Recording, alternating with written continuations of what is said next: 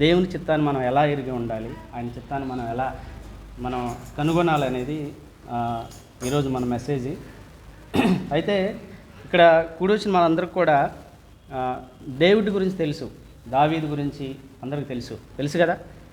దావీదు ఎలాంటి వాడు? దావీదు ఇంతకుముందే మనం దావీదు కీర్తన కూడా మనం చదువుకొని ఉన్నాం. అదే దావీదు ఎలాంటి వాడని మనల్ని అడిగితే ఎలా చెప్తాం దావీదు గురించి? దావీదు దేవుని యొక్క హృదయానుసారుడు. దావీదుకున్న బిరుదు దేవుని దగ్గర ఆయన యొక్క హృదయానుసారుడు. ఎందుకనంటే దావీదు చిన్నప్పటి నుంచి కూడా మరి ఆయన పాటల ద్వారా దేవుణ్ణి ఆరాధించేవాడు. అది కూడా అతను ఓన్గా రాసుకొని మరి ఆ సాంగ్స్ ద్వారా దేవుణ్ణి ఆరాధించి గణపరిచేవాడే ఉన్నాడు. ఇంకోటి ఏంటంటే చిన్నతనం నుంచి. అదేవిధంగా మరి మన దేవుని గురించి కూడా తెలుసుకుందాం. మన దేవుడు ఎలాంటి వాడు? ఆయన ప్రేమపూర్ణుడు, దయ కలిగిన దేవుడు, దయాహృదయం కలిగిన దేవుడు ఒకవైపు. ఇంకొక వైపు చూస్తే ఆయన తప్పు చేస్తే ఎవరిని కూడా విడిచిపెట్టడు, శిక్షించకుండా. అయితే దావీదు యొక్క జీవితంలో కూడా కొన్ని నెగిటివ్ షేడ్స్ ఉన్నాయి. అంటే దావీదు కూడా కొన్ని సందర్భాల్లో తప్పు చేసినట్టు మనం బైబిల్ గ్రంథంలో మనం చూస్తాం. కాబట్టి దావీదు దేవుని హృదయానుసారుడని దేవుడే దావీదుకు అభివృద్ధి ఇచ్చాడు.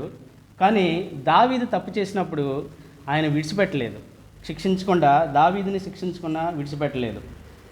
కాబట్టి మన దేవుడు నువ్వు మంచిగా ఉంటే నిన్ను మంచిగా చూపిస్తాడు, నిన్ను మంచిగా నిన్ను ఇష్టపడతాడు. ఎవరైనా ఆయనకి ఇష్టమై ఉంటే వాళ్ళని ఒక మంచి వ్యక్తిగా చూపిస్తాడు. అదేవిధంగా ఆ వ్యక్తి తప్పు చేస్తే అలానే ఆ వ్యక్తిని శిక్షిస్తాడు. కాబట్టి దావీదు జీవితంలో కూడా అలా జరిగింది. అయితే మన జీవితాల్లో కూడా మనం అనుకుంటాం మనం చాలా ఆత్మీయంగా కలిగి ఉన్నాము, గొప్పవారై ఉన్నాము. అయినా కానీ ఇలాంటి సిచ్యువేషన్స్ మనం తప్పు చేసినప్పుడు మన జీవితాల్లో జరిగే అవకాశాలు కూడా మనకు ఉన్నాయి. కాబట్టి మనం ఒక మంచి సంఘము, ఇలాంటి మంచి సంఘంలో మనం ఉంటున్నప్పుడు మరి ప్రార్థన విషయంలోనూ, మరి దేవుని ఆజ్ఞానుసారంగా ఎదిగే విషయంలోనూ మరి మనం స్థిరపడుతున్నప్పుడు, మనం దేవునిలో బలపడుతున్నప్పుడు మరి సాతానుడు కూడా ఏం చేస్తాడంటే ఒకసారి మన మీద దాడి చేస్తూ ఉంటాడు. ఎందుకంటే మరి ఒకవేళ ఈ మనలో లేవనుకో, మనం దేవుణ్ణి స్తుతించకుండా దేవునిలో మనం నడవట్లేదనుకో, వాడు రాడు, ఇంక మనతో సంబంధం లేదు వాడికి. ఎప్పుడైతే మనం దేవుని సన్నిధిలో ప్రార్థనలో ఎదుగుతుంటామో, విశ్వాసంలో మనం స్థిరపడుతూ బలపడుతూ ఉంటామో, అప్పుడు ఏం చేస్తాడంటే వాడు మనల్ని ట్రాక్ తప్పించడానికి అనేకమైన మార్గాలను ఎంచుతూ ఉంటాడు. కాబట్టి మనం ఏ విషయంలో అంటే బ్యాక్ సైడ్ అవ్వకూడదు. అంటే నేను ప్రార్థిస్తున్నాను, దేవునిలో బాగానే ఉంటున్నాను, నేను అలాంటి తప్పు చేయలేదు, స్టిల్ ఎందుకు నాకు ఈ శోధనలు వస్తాయంటే, మరి దేవునిలో ఉంటే మనకు శోధనలు వస్తాయి. ఎందుకంటే మరి సాధారణుడు మన దేవునిలో ఉన్నప్పుడు సాధారణుడు వాడేం మెదలకు నూకోడు. ఎందుకంటే మనం దేవునిలో ఉండి మళ్ళీ ఏం చేస్తాం, మనతో పాటు ఇంకో కొంతమందిని తీసుకొని వస్తాం. కాబట్టి వాడు ఏం చేస్తాడంటే మనల్ని డిస్టర్బ్ చేయడానికి అన్ని రకాలుగా ప్రయత్నం చేస్తూ ఉంటాడు. కాబట్టి విశ్వాసగా మనం భూమి మీద జీవించినంత కాలము యాజ్ ఏ క్రిస్టియన్ మనం ఇక శ్రమలు గుంటా వెళ్ళవలసిందే. ఆ శ్రమలో వెళ్ళినప్పుడు మనం ఎప్పుడైతే దేవుని సన్నిధిలో మనం ఆనుకున్నప్పుడు దేవుడు మనకి ఆ శ్రమల నుంచి విడుదల పొందే కృప కూడా దేవుడు మనకి ఇస్తాడు. కాబట్టి మనం ఆ విధంగా మనం ఆలోచించకూడదు. ఎందుకంటే దేవుని సన్నిధిలో రక్షించబడ్డ వాళ్ళు ఎవరైనా సరే, దేవుడు ఏర్పరచుకున్న వాళ్ళకి ఇలాంటి శోధనలు సాతాను నుంచి ఇలాంటివి ప్రాబ్లమ్స్ అనేవి అది కామన్గా వస్తాయి. అవి రావు కాదు, అవి వస్తాయి ఖచ్చితంగా. కాబట్టి మనం వాటిని మనం గమనిస్తూ మన జీవితాన్ని కొనసాగిస్తూ ఉండాలని వాక్యం మనకు చెప్తుంది. అయితే మనం చాలాసార్లు ఏం చేస్తామంటే మనకి కొన్ని థాట్స్ వస్తూ ఉంటాయి. ఎలాంటి మనం చేయకూడదు అనుకున్న చేస్తా వెళ్ళిపోతూ ఉంటాము.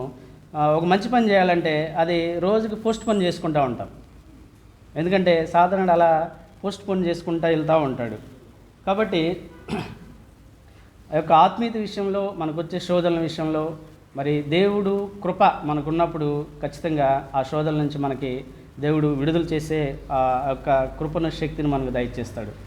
అయితే ఒక ఎగ్జాంపుల్ ఏంటంటే మన జీవితాల్లో మనం అందరం ఏదో ఒక దాన్ని పోగొట్టుకుని ఉంటాం. ఇది ఫిజికల్గా కానీ, స్పిరిచువల్గా కానీ.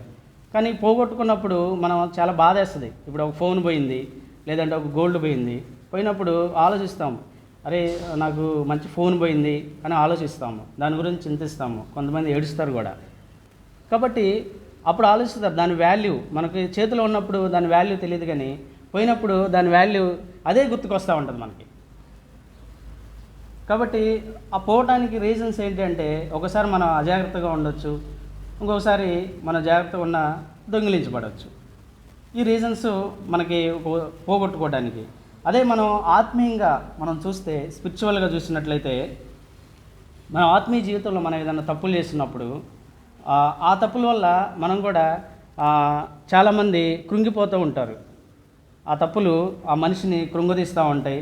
ఆ పతనమయ్యే పరిస్థితుల్లో కూడా తప్పులు అనేది అక్కడి వరకు మనం తీసుకెళ్తాయి. కాబట్టి చాలామందికి ఏంటంటే ఆ తప్పుల వల్ల ఆత్మీయతలో వాళ్ళకి ఎలాంటి సంతోషం ఉండదు. ఇంకొకసారి ఏం చేస్తారంటే, ఈ తప్పుల నుంచి నేను బయటపడగలనా లేదా అనేది వాళ్ళలో అలాంటి ఆలోచనలు కూడా వస్తాయి. ఆ విశ్వాసం కూడా సన్నగిల్లిపోయింది. సో సన్నగిల్లిపోయినప్పుడు వాళ్ళు బలహీనమైపోతారు.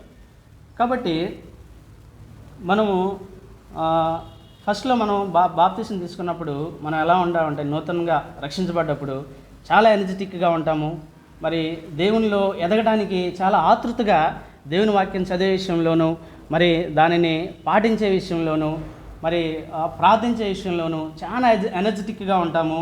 దాని ముందు చాలా ఆసక్తి కలిగి ఉంటాము. ఎప్పుడైతే మనకి ఆత్మీయ బలహీనత మనలో, మన హృదయంలో వస్తుందో, వచ్చినప్పుడు ఏమవుతుందంటే దాని నుంచి మనం దూరం అయిపోతాం. చిన్నగా మనకు తెలియదు అది.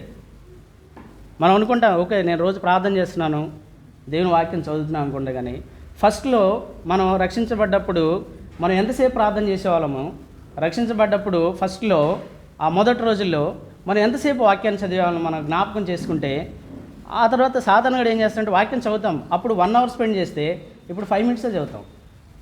కానీ ఫాలో అవుతున్నాం. అప్పుడు వాక్యం చదివాము, ఇప్పుడు వాక్యం చదివాము. కాకపోతే ఆ స్పెండ్ చేసే టైము మనం ఎంత దేవునికి ఇస్తున్నాము అనేది చూసుకుంటే చాలా తక్కువ ఉంటుంది. కాబట్టి ఇప్పుడు మనం ఎగ్జాంపుల్ చూసుకుంటే, ఒక వ్యక్తి ఉన్నాడు. ఒక వ్యక్తి ఆహారం విషయంలో చాలా ఎక్కువ తినేవాళ్ళు ఇంతకుముందు. అంటే చాలా ఇష్టంగాను, అంటే చాలా ఎక్కువగా తినేవాడు.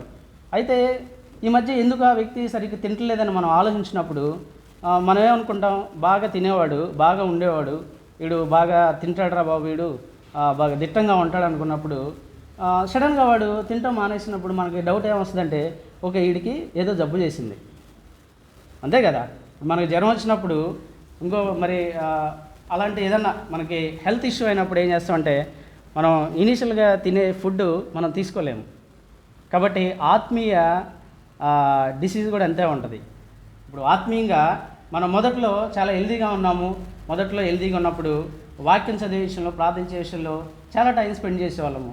ఎప్పుడైతే మనకి లోకానుసారమైన క్రియలు మనలో వస్తాయో, మనం దానికి ఎక్కువ టైం ఇవ్వడానికి మనం ఎప్పుడైతే ఇష్టపడతామో ఆటోమేటిక్గా ఆత్మీయ క్షీణత అనేది మన జీవితాల్లో వస్తుంది. కాబట్టి అప్పుడు మనం ఎక్కువ చదవలేము, ఎక్కువ తినలేము కూడా. కాబట్టి ఇదేంటంటే, మనం ఆత్మీయంగా చాలామంది అనుకుంటారు, ఆత్మీయంగా మనం పోగొట్టుకుంది నాకు మళ్ళీ తిరిగి వస్తుందా, నేను మునుపుట్లాగానే ఉండగలనా అనేది చాలామందికి డౌట్స్ వస్తుంది.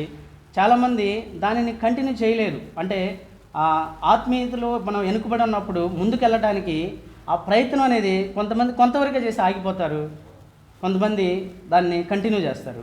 అయితే ఈ మధ్యలో ఆగిపోయేది వాళ్ళు నిరాశకు గురి అవుతారు. ఏంటి మళ్ళీ నేను ఆ పూర్వస్థితికి నేను వెళ్ళగలనా లేదా అనేది ఆలోచించి వర్కౌట్ చేయక అక్కడితో ఆగిపోతారు. మళ్ళీ వాళ్ళు ఒక నిరాశ చెందిపోతారు. ఓకే, నేను పొందుకున్న ఆ యొక్క లాస్ని, ఏదైతే ఆత్మీయంగా నేను కోల్పోయిన లాస్ని నేను రికవరీ చేయలేనేమో, నాకు చేత కాదు అని అక్కడితోనే ఆగిపోయే వాళ్ళు చాలామంది ఉంటారు. కాకపోతే ఈ సమయంలో మరి దేవుడు ఏం చెప్తున్నాడంటే, నువ్వు ఆత్మీయంగా ఏదైనా కానీ నువ్వు ఆత్మీయంగా కోల్పోయినప్పుడు అది దేవుని సన్నిధిలో నువ్వు దాన్ని అడిగినప్పుడు, దేవుని సన్నిధిలో నువ్వు వచ్చినప్పుడు దానిని దేవుడు తిరిగిచ్చేవాడే ఉన్నాడని ఒక వాక్యం మనకు చెబుతుంది. కాకపోతే ఏంటంటే, మనకి విశ్వాసం అనేది అందరికీ రాదు. సో మనం దానిని ఓవర్కమ్ చేసి ఆయన సన్నిధిలో మనం మొరపెట్టినప్పుడు, ప్రభా నేను తప్పు చేశాను, నేను పలానా చోట నేను పాపం చేశాను, ఫలాంది నేను చేశాను, ఈ టైంలో చేశాను అని ఆయన సన్నిధిలో మనం ఒప్పుకున్నప్పుడు ఏమవుతుందంటే అది మనకి అదే కాదు, దానికంటే అధికమైన ఆశీర్వాదం కూడా దేవుడు మనకి ఇచ్చేవాడే ఉన్నాడనే వాక్యం మనకు తెలియజేస్తుంది. మనం ఎగ్జాంపుల్ చూసుకుంటే మరి ఆదాము ఇనీషియల్ ఏదైనా తోటలో ఉన్నప్పుడు మరి దేవుడు ఆదాముకి అన్నిటి మీద అధికారం ఇచ్చాడు. అన్నిటి మీద, పక్షుల మీద, జంతువుల మీద, మొత్తం భూమి మీద ఉన్న అన్నిటి మీద అధికారం ఇచ్చాడు. ఆదాము కూడా రోజు దేవునితో మాకు మనిషిలాగే మాట్లాడే ఆ ధన్యతను కూడా ఆదాముకి ఇచ్చాడు. ఎప్పుడైతే ఆదాములోకి పాపం అనేది ఎంటర్ అయిందో ఆదాము ఒక దొంగ వలె ఏదైనా తోటలో నుంచి తరుముపడ్డాడు, అక్కడ నుంచి తోలివేయబడ్డాడు. ఒక దొంగ వలె ఒకప్పుడు దేవునితో సంబంధం కలిగిన ఆదాము, దేవునితో మాట్లాడే ఆదాము, మనం 1వ అధ్యాయం చూసుకుంటే దేవునితో చాలా చక్కగా మాట్లాడి అన్ని సల్లబోట దేవునితో డిస్కస్ చేసి మరి అన్నీ చెప్పుకునే ఆదాము, మనం 3వ అధ్యాయంలోకి వచ్చి చూస్తే ఆయన తప్పు చేయటం వల్ల అక్కడి నుంచి ఒక దొంగ వలె తోలివేయడం జరుగుతుంది. అయితే దాన్ని మళ్ళీ రికవర్ చేయడానికి మరి యేసుక్రీస్తు మీ మనిషిగా భూమి మీదకి వచ్చి మరి ఆ పాతది తీసివేసి ఒక నూతనమైన కృప, మరి ఆయనలో రక్షించబడ్డ వారికి ఒక నూతన సృష్టిని ఆయన కలుగు చేసి దాని మీద మనిషికి అధికారం ఇవ్వడం జరుగుతుంది. కాబట్టి మనలో ఆత్మీయంగా పోగొట్టుకున్న ఏదైనా సరే మరి అది తిరిగి పొందుకోగలము అని వాక్యం మనకు చెప్తుంది. కాబట్టి మనం అలాంటి ఆలోచన కలిగి మనం ఉండాం. అయితే దావీదు కోల్పోయిన 4 సందర్భాలు, దావీదు ఎలాంటి నెగిటివ్ ఉన్న 4 సందర్భాల గురించి మనం చూద్దాము. అవి ఎలా జరిగినవి, అవి జరగడానికి రీజన్ ఏంటి, ఆ తర్వాత జరిగిన తర్వాత వాటిని ఎలా మళ్ళీ కోల్పోయిన వాటిని మళ్ళీ తిరిగి తెచ్చుకున్నాడు అనేది మనం ఒకసారి చూసుకుందాము. మొదటి దశలో నేను జస్ట్ బ్రీఫ్ స్టోరీ ఇస్తాను. మొదటి దశలో మరి దావీదు కోల్పోయినప్పుడు, దావీదు పోగొట్టుకున్నప్పుడు మరి ఎలాంటి నష్టం లేకుండానే దావీదు రికవర్ చేసుకున్నాడు. అదేవిధంగా ఇంకా ముందు దశల వారుగా వెళ్తే 2nd, 3rd, 4th వెళ్ళినప్పుడు మరి అక్కడ కొంత లాస్ అనేది జరిగింది. అంటే కోల్పోయింది తిరిగి పొందుకున్నాడు కానీ బట్ నష్టం అయితే అక్కడ జరిగింది. కాబట్టి మరి మన జీవితాల్లో కూడా మనం అనుకుంటాం, మన జీవితాల్లో నష్టాలు జరిగినప్పుడు ఆయన సన్నిధికి వెళ్ళినప్పుడు ఇక్కడ మనకేం తెలుస్తుందంటే దేవుడు ఎంత ప్రేమించినా నువ్వు తప్పు చేస్తే ఆయన శిక్షించడం వదలడం అది అని మనకి ఈ వాక్యం ద్వారా తెలియజేస్తుంది. కాబట్టి మనం ఇప్పుడు ఈ భూమి మీద అన్బిలీవర్స్ ఉన్నారు, అన్వర్తి పీపుల్స్ ఉన్నారు. వాళ్ళ ఇష్టానుసారంగా జీవిస్తారు. అయినా వాళ్ళు ఏ తప్పు చేసినా కూడా వాళ్ళకి తప్పు అని అనిపించదు. ఎందుకంటే వాళ్ళకి దేవునికి తెలియదు కాబట్టి, వాళ్ళు దేవుల్లో రక్షించబడలేదు కాబట్టి వాళ్ళకి సరిపోతుంది. కానీ విశ్వాసిగా మనం భూమి మీద జీవించినంత కాలము మనము తప్పు చేస్తే ఆ తప్పు మన నరకానికి తీసుకెళ్ళదు. కానీ ఎందుకంటే మనం రక్షించబడి ఉన్నాం కాబట్టి, రక్షించబడ్డప్పుడు దేవుడు నీ పాపం నేను క్షమించి ఉన్నాను అని మనకి ఆల్రెడీ చెప్పున్నాడు. కాబట్టి విశ్వాసంగా మనం నరకానికి వెళ్ళాం. కానీ మనం చేసిన ప్రతి మిస్టేక్ కూడా ఈ భూమి మీదే మనకి దాని యొక్క ఇంపాక్ట్ అనేది మనం అనుభవించాలి. దేవుడు మనకి అలాంటి శిక్షను ఇచ్చేవాడే ఉన్నాడు. కాబట్టి దావీదు యొక్క జీవితంలో కూడా మరి జీవితం నుంచి మరి దీనిని ఇలాంటి మిస్టేక్ని దేవుడు దావీదు యొక్క జీవితం నుంచే చూపించాలని మరి ఆయన ఇష్టపడుతున్నాడు. ఎందుకంటే దావీదు తన హృదయానుసారుడు, ఎంతో ఇష్టమున్నవాడు, ఆయన ఏర్పరచుకున్నవాడే ఉన్నాడు దావీదు. కాబట్టి అలాంటి వాళ్ళ నుంచి మరి అలాంటి దావీదు నుంచి జరిగిన కొన్ని నెగిటివ్ షేడ్స్ని దేవుడు మనకి చూపించాలని బైబిల్లో మనకు రాసి ఉన్నాడు. అలాగే దావీదు మరి తప్పు చేసినప్పుడు దానికి తప్పు జరిగిన దానికి ఆయన శిక్ష ఇచ్చాడు. మరి ఆ నష్టం కూడా ఏంటనేది కూడా మొత్తం డీటెయిల్డ్గా మనకు బైబిల్లో ఉంటుంది. దావీదు ఏం చేశాడు, మరి దేవుడు ఎలా శిక్షించాడు, మళ్ళీ ఎలా రికవర్ చేసుకున్నాడు అనేది మనకు ప్రతిదీ కూడా మనకి బైబిల్లో రాయటం జరిగింది. కాకపోతే దావీదు తప్పు చేశాడని దావీదు ఇప్పుడు నరకంలో లేడు కదా, దావీదు ఇప్పుడు దేవునితోనే ఉన్నాడు. కాబట్టి మనకి మరి రక్షించబడ్డ మనం కూడా తప్పు చేసినప్పుడు మరి దేవుని సన్నిధి మనం తప్పు చేసినా ఆ తప్పుని ఇక్కడే మనం దేవుడు మనల్ని శిక్షిస్తాడు, ఈ భూమి మీదే శిక్షిస్తాడు. తర్వాత మనం ఆయనతో కూడా ఉండే కృప మనకి దేవుడు దయచేస్తాడు. కాబట్టి మనం తప్పు చేసినప్పుడు ఆయన సన్నిధికి వెళ్ళటానికి మనం వెళ్ళేవాళ్ళుగా ఉండాలి అని దేవుడు చెప్తున్నాడు. అయితే వాక్యంలోనికి మనం వెళ్దాము. మొదటగా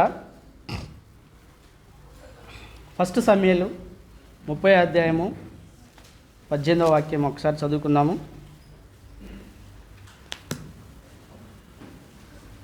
ఫస్ట్ సమూయేలు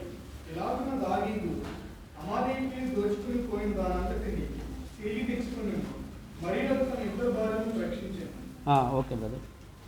అయితే ఇక్కడ మనం చూస్తాము దావీదు అంటే దోచుకున్న దాన్ని కూడా తిరిగి తెచ్చుకున్నాడు. అంటే దావీద్ రికవర్డ్ ఆల్, అంటే అన్నీ కూడా వచ్చినాయి, అన్నీ కూడా సమస్తమును తిరిగి తెచ్చుకున్నాడు అనేది ఈ వాక్యము.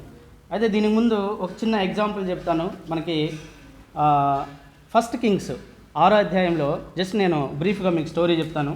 అక్కడ ఏమవుతుందంటే ఎలీషా శిష్యులు మరి మనకు ఉండటానికి రూమ్లు చాలా ఇరుకైపోయినవి, జనాలు పెరిగిపోయారు, మనం కొత్త రూమ్ వేద్దామని శిష్యులు ఆయన దగ్గరికి వచ్చి అడిగినప్పుడు ఓకే ఇది బాగానే ఉంది కదా అని చెప్పేసి ఆయన యాక్సెప్ట్ చేస్తాడు. అయితే వాళ్ళు ఒక అడవికి వెళ్తూ ఉంటారు. అడవికి మరి కట్టెలు కొట్టుకోవడానికి అడవికి వెళ్ళినప్పుడు వాళ్ళు ఇతను కూడా తీసుకొని వెళ్తారు. అడుగుతారు మీరు మాతో కూడా వస్తారా అంటే ఆయన సరే నేను వస్తానని తీసుకొని వెళ్తారు. వెళ్ళిన తర్వాత వాళ్ళు కట్టెలు నరుగుతూ ఉంటారు. నరుగుతున్నప్పుడు ఒక వ్యక్తి కట్టెలు నరుగుతున్నప్పుడు ఫస్ట్ దెబ్బ వేయంలో ఏం చేస్తుందంటే గొడ్డలి తల ఊడి నీటిలో పడిపోయింది. ఎందుకంటే అతనికి ఎక్స్పీరియన్స్ లేదు. వాళ్ళు ఫస్ట్ టైము కట్టెలు నరగడానికి వెళ్తారు, ఎక్స్పీరియన్స్ లేదు. ఆ గొడ్డలు కూడా ఎవరో వాళ్ళ ఫ్రెండ్ దగ్గర పొరుగు వాళ్ళ దగ్గర తీసుకొని వస్తారు. అది అతను సరిగ్గా చూసుకోడు, ఆ పిడి అనేది కరెక్ట్గా సెట్ అయిందా లేదా, అది టైట్గా ఉందా లేదా తెలియక, ఎందుకంటే అతనికి ఎక్స్పీరియన్స్ లేదు కాబట్టి వాళ్ళు ఎలా అయితే ఇచ్చారో అలానే దాన్ని వాడినప్పుడు ఆ తల ఊడి నీటిలో పడిపోయింది. నీటిలో పడిపోయినప్పుడు అతను అనుకుంటాడు అరే నేను దీన్ని అరువు తెచ్చాను కదా, నేను ఏం చేయాలి ఇప్పుడు, వాళ్ళు అడిగితే నేను ఎక్కడి నుంచి తెచ్చివ్వాలి అనేది ఒక భయం అనేది వస్తుంది. ఆ భయం వచ్చినప్పుడు అతను వాళ్ళ ఫ్రెండ్స్ చాలామంది ఉంటారు అక్కడ, కానీ వాళ్ళ ఫ్రెండ్స్ దగ్గరికి వెళ్ళగడు.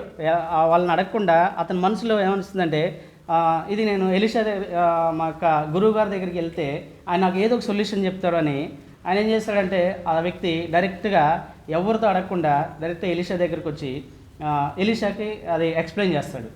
గురువుగారు మరి నేను నరుగుతున్నప్పుడు తలూడి నదిలో పడిపోయింది, అదేం చాలా లోతుగా ఉంది అని అడిగినప్పుడు ఎలీషా కొన్ని క్వశ్చన్లు వేస్తారు. అంటే ఎక్కడ నరుగుతున్నావు, ఎక్కడ పడిపోయింది అని అడిగినప్పుడు ఆయన క్లియర్గా చెప్తాడు. ఓకే నేను ఆ పలానా చోట నరుగుతున్నాను, దాని పక్కనే నది ఉంది, ఆ నదిలో పడిపోయిందని చెప్పేసి ఆ ప్లేసు అదంతా కూడా అతనికి చూపించడం జరుగుతుంది. అంటే ఇందులో మనం అర్థం చేసుకునేది ఏంటంటే మనం ఒకవేళ తప్పు చేస్తే మనం చాలామంది ఏం చేస్తారంటే తప్పు చేసినప్పుడు మరి పక్క వాళ్ళని ఫ్రెండ్స్ని వాళ్ళని వీళ్ళని అడిగిన తర్వాత లాస్ట్లో దేవుణ్ణి అడుగుతారు.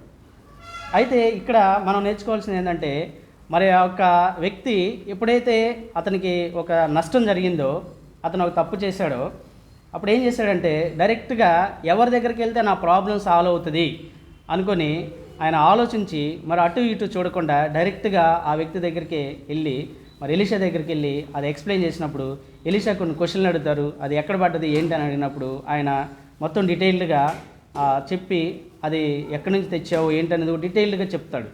చెప్పినప్పుడు ఎలీషా వెళ్ళి ఆ ప్లేస్లో ఒక కొమ్మను నరికేసినప్పుడు ఆ గొడ్డలు పైకి వస్తుంది.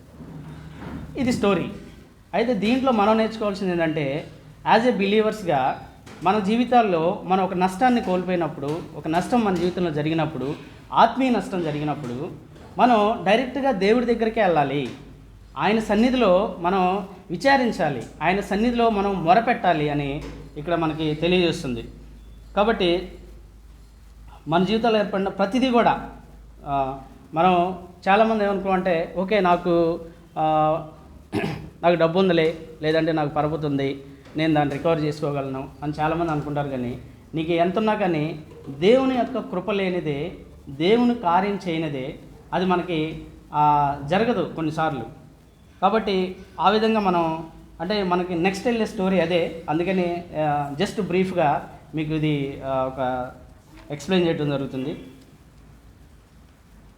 అయితే మనం ఫస్ట్ అదే ఫస్ట్ అకేషన్లోకి వెళ్దాము. ఫస్ట్ సందర్భం డేవిడ్ మనకి సబ్జెక్ట్ ఏంటంటే డేవిడ్ రికవర్ ఆల్, దావీదు సమస్తమును పొందుకొనెను. This is the subject.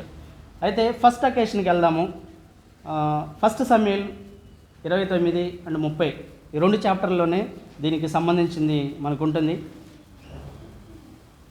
ఒకసారి బైబిల్ ఓపెన్ చేసి ఫస్ట్ సమూయేలు 29 1 నుంచి 7 వరకు మనం ఒకసారి చదువుదాము. అంతలో ఫిలిష్తీయులు దండెత్తిపోయి అఫేకులో దిగి ఉండేది. ఇశ్రాయేలులోని జల దగ్గర దిగి ఉండేది. ఫిలిష్తీయుల సర్దారు తమ సైన్యమును 100 మందిగాను 1000 మందిగాను వ్యూహపరచి వచ్చుచుండగా దావీదును అతని జనులను ఆకీషుతో కలిసి దండు వెనక చెప్పున వచ్చుచుండేవి. ఫిలిష్తీయుల సర్దారులు ఈ హెబ్రీయులు ఎలా రావాలను అని ఆకీషును అడగగా అతను 2 దినములు 2 సంవత్సరములు నా యొద్దనుండిన ఇశ్రాయేలు రాజు సౌలునకు సేవకుడకు దావీదు కాడా ఇతను నా యొద్ద చేరిన నాట నుండి నేటి వరకు ఇతను తప్పు ఏమీ నాకు కనబడలేదండి ఫిలిష్తీయుల సర్దారు తగ్గిన. అందుకు ఫిలిష్తీయుల సర్దారు అతని మీద కోపపడి ఈ మనుషులు నీవు నిర్ణయించిన స్థలం తిరిగి పోనిమ్ము, అతను మనతో కలిసి యుద్ధములకు రాకూడదు, యుద్ధములకు మనకు విరోధి అవునేమో, దేని చేత అతను తన యజమానులతో సమాధానపడను, మన వారి తలను ఛేదించి తీసుకుని పోటీ చేతనే కదా తన యజమానులతో సమాధానపడను. సౌలు 1000 కొద్దిగాను దావీదు 10,000 కొద్దిగాను అతను చేసిన వారి నాట్యం మాడచ్చు గాన ప్రతిగానం చేయించు పాడిన దావీదుడే కాడా అని అతనితో చెప్పి, కాబట్టి ఆకీషు దావీదుని పిలిచి యెహోవా జీవము తోడు నీవు నిజంగా యథార్థపడిపోయి ఉన్నావు, దండులో నీవు నాతో కూడా సంచరించుట నా దృష్టికి అనుకూలమే, నీవు నా యొద్దకు వచ్చిన దినం నుండి నేటి వరకు నీ ఎందు ఏ దోషం నాకు కనబడలేదు గాని సర్దారు నీ ఎందు ఇష్టం లేక ఉన్నారు. ఫిలిష్తీయుల సర్దారు దృష్టికి నీవు ప్రతికూలమైన దాన్ని చేయకున్నట్లు నీవు తిరిగి నీ స్థలంలోకి సుఖంగా వెళ్ళమని చెప్పగా. ఓకే, అయితే ఇప్పుడు దావీదు ఎక్కడ ఉన్నాడు? వాక్యం విన్నారు కదా, చదివిందంతా. దావీదు ఇప్పుడు ఎక్కడ ఉన్నాడు? ఎక్కడ? ఫిలిష్తీయుల దగ్గర ఉన్నాడు. కరెక్టా? సో ఫిలిష్తీయులు దావీదుకి శత్రువులా ఫ్రెండ్సా? శత్రువు. ఇప్పుడు దావీదు శత్రువు దగ్గరికి వెళ్ళిపోయాడు. సో అది ఎందుకు వెళ్ళాడు అనేది మనం 27వ అధ్యాయం ఒకసారి ఫస్ట్ నుంచి 2 వచనాలు ఒకసారి చదువుదాము. 27వ అధ్యాయము. తరువాత దావీదు, నేను ఇక్కడ నిలుచుట మంచిది కాదు, ఏదో ఒక దినము నేను సౌలు చేత నాశనమగుదును, నేను ఫిలిష్తీయుల దేశంలోకి తప్పించుకుని పోదును. అప్పుడు సౌలు ఇశ్రాయేలు సరిహద్దులను ఎదుట మానుకొనెను. గనుక నేను అతని చేతుల నుండి తప్పించుకుందని అనుకుని లేచి తన యుద్ధంలో 600 మందితో కూడా ప్రయాణమై మాయకు కుమారుడు గాతురాలను ఆకీషు వద్దకు వచ్చాను.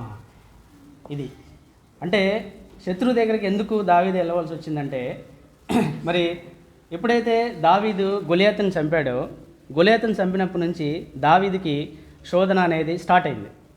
సో గొలియాతుని చంపినప్పుడు మరి అక్కడ ఉన్న ప్రజలంతా కూడా దావీదుని ప్రైజ్ చేయటం స్టార్ట్ చేస్తారు. దావీదుకి 10,000, సౌలుకు 1000 అన్నట్లుగా వాళ్ళు ఎప్పుడైతే ఆ డిఫరెన్సియేషన్ వచ్చినప్పుడు సౌలు యొక్క మైండ్లో ఏమని సెట్ అయిందంటే, ఓకే ఇతను రాజు అవుతాడేమో, ఇతను నాకంటే గొప్పగా జనాలు ఇతన్ని ప్రైజ్ చేస్తున్నారు, ఇతను రాజు అవుతాడేమో. ఎందుకంటే ఎవరికైనా తండ్రికి ఉండే కోరిక ఏంటి? తన కొడుకే రాజు అవ్వాలనుకుంటారు, ఎవరికైనా అంతే కదా. సో సౌలుకు కూడా అలానే అనిపించింది, అంటే నా కొడుకే నెక్స్ట్ రాజు అవ్వాలి. ఇప్పుడు జనాల యొక్క ఆ పాజిటివ్ థింగ్ చూస్తే దావీదు రాజు అవుతాడు. సో ఏం చేయాలి? దావీదుని చంపేసామనుకో, అప్పుడు ఆటోమేటిక్గా సౌలు కొడుకే రాజు అవుతాడు. అందుకని సౌలు ఏం చేస్తారంటే దావీదుని చంపడానికి చాలా రకాలుగా ప్రయత్నం చేస్తుంటాడు. మనకి కీర్తనలో కూడా మనం చూస్తాము, దావీదు అతనికి వచ్చిన ఆపద, సౌలు వల్ల ఎలాంటి ఆపద వచ్చింది ఏందని కూడా కీర్తనలో చాలాసార్లు మనకు రాస్తూ ఉంటాడు, మనం చదువుతున్నాం. అయితే దావీదులో మరి దావీదు ఇంకేమనుకున్నాడంటే, సౌలు నన్ను ఇక్కడ ఇడిచిపెట్టేదట్టు లేడు, ఈ ఏరియాలో ఉంటే ఏ ఊరిలో ఉన్నా ఏ మూలలో ఉన్నా కూడా అతను వచ్చి నన్ను వెంటాడుతూ ఉంటాడు, నేను ఎంతకాలం నేను తిరిగేది, ఎంతకాలం నేను తప్పించుకునేది, నాకు తినడానికి తిండి కూడా సరిగ్గా లేదు, అందరి ఫ్రెండ్స్ దగ్గర వాళ్ళ దగ్గర వీళ్ళ దగ్గర నేను అరువు తెచ్చుకోవాల్సి వస్తుంది, ఇంకెంతకాలం నాకు ఈ బాధ అనేది దావీదులో ఆ యొక్క ఆలోచన అనేది స్టార్ట్ అయినప్పుడు మరి ఇక్కడ రాస్తాడంటే, శత్రువైన సౌలు ఇన్నేండ్లుగా నా ప్రాణం తీయటకు చూస్తున్నాడు, అతనికి నేనేం చేస్తున్నాను? నేను అతనికి కీడేం చేయలేదు కదా, అతను నా చేతులకు 2 సార్లు అతను నాకు దొరికాడు, అయినా నేను చంపలేదు, నాలో ఎలాంటి కీడు లేదు, ఎలాంటి తప్పిదము నాలో లేదు, ఆయన ఎందుకు సౌలు నన్ను చంపడానికి నన్ను ట్రై చేస్తున్నాడని ఆయన ఆలోచించి ఏమన్నాడంటే, అయితే దావీదు ఓర్పు లేనివాడై, అంటే పేషెన్స్ కోల్పోయింది అతనికి. ఇంక నేను సహించలేను, నేను ఇంకెంతకాలం తప్పించుకొని తిరగాలి, నేను తిరగలేను, నేను సహించలేనని ఓర్పు లేనివాడే కష్టం ఇంకా సహింపజాలనని నేను ఏం చేస్తుందని ఈ సౌలు నన్ను చంపుతున్నాడని వెంటాడుచున్నాడని ఆయనకి ఒక ఆలోచన కలిగి ఆ స్థలము ఆలోచన కలిగి ఏం చేశాడంటే, ఫిలిష్తీయులతో నేను కలిస్తే శత్రువుల దేశంకి వెళ్దాము, వాళ్ళ ద్వారా నా పగను నేను తీర్చుకోవాలి. అంటే ఒక ఇంతకాలము మనం దావీదుని చూసాం కదా, దావీదు దేవునికి హృదయానుసారుడు, చాలా వినయమ గలవాడు, చాలా బుద్ధిమంతుడని మనకి సమూయేలు గ్రంథంలో ఫస్ట్ దాంట్లో మనకు తెలుస్తుంది. అయితే అలాంటి దావీదు ఎలా ఆలోచిస్తున్నాడంటే, ఒక సౌలుని ఒక శత్రువులతో చేరి నేను సౌలు మీద నేను పగ తీర్చుకుంటాను అనేది ఒక డెసిషన్కి వచ్చేసాడు. అంటే ఆయన సొంత నిర్ణయానికి వచ్చేసాడు. అంటే మనం ముందు చూస్తే దావీదు ఎన్నో విజయాలు పొందుకున్నాడు, దేవుని ద్వారా ఎన్నో ఆశీర్వాదాలు పొందుకున్నాడు. అలాంటి దావీదు ఇలాంటి పరిస్థితుల్లో అతని మీదకి ఒక శోధన వచ్చినప్పుడు, ఒక ఆపద వచ్చినప్పుడు, ఒక థ్రెట్ వచ్చినప్పుడు ఏం చేస్తున్నాడంటే, ఆయన ఆలోచన ఎలా ఉందంటే, ఓకే నేను సౌలుని నేను చంపాలనుకుంటున్నాను, నేను శత్రువులతో కూడా వెళ్ళిపోతే ఆ శత్రువుల నుంచి నేను సౌలుని చంపేయచ్చు అని చెప్పేసి ఆ యొక్క ఆలోచనతో దావీదు వెళ్ళిపోవడం జరుగుతుంది. కాబట్టి మన జీవితాల్లో కూడా, మన ఆత్మీయ జీవితాల్లో మనకి కొన్ని శోధనలు వస్తాయి.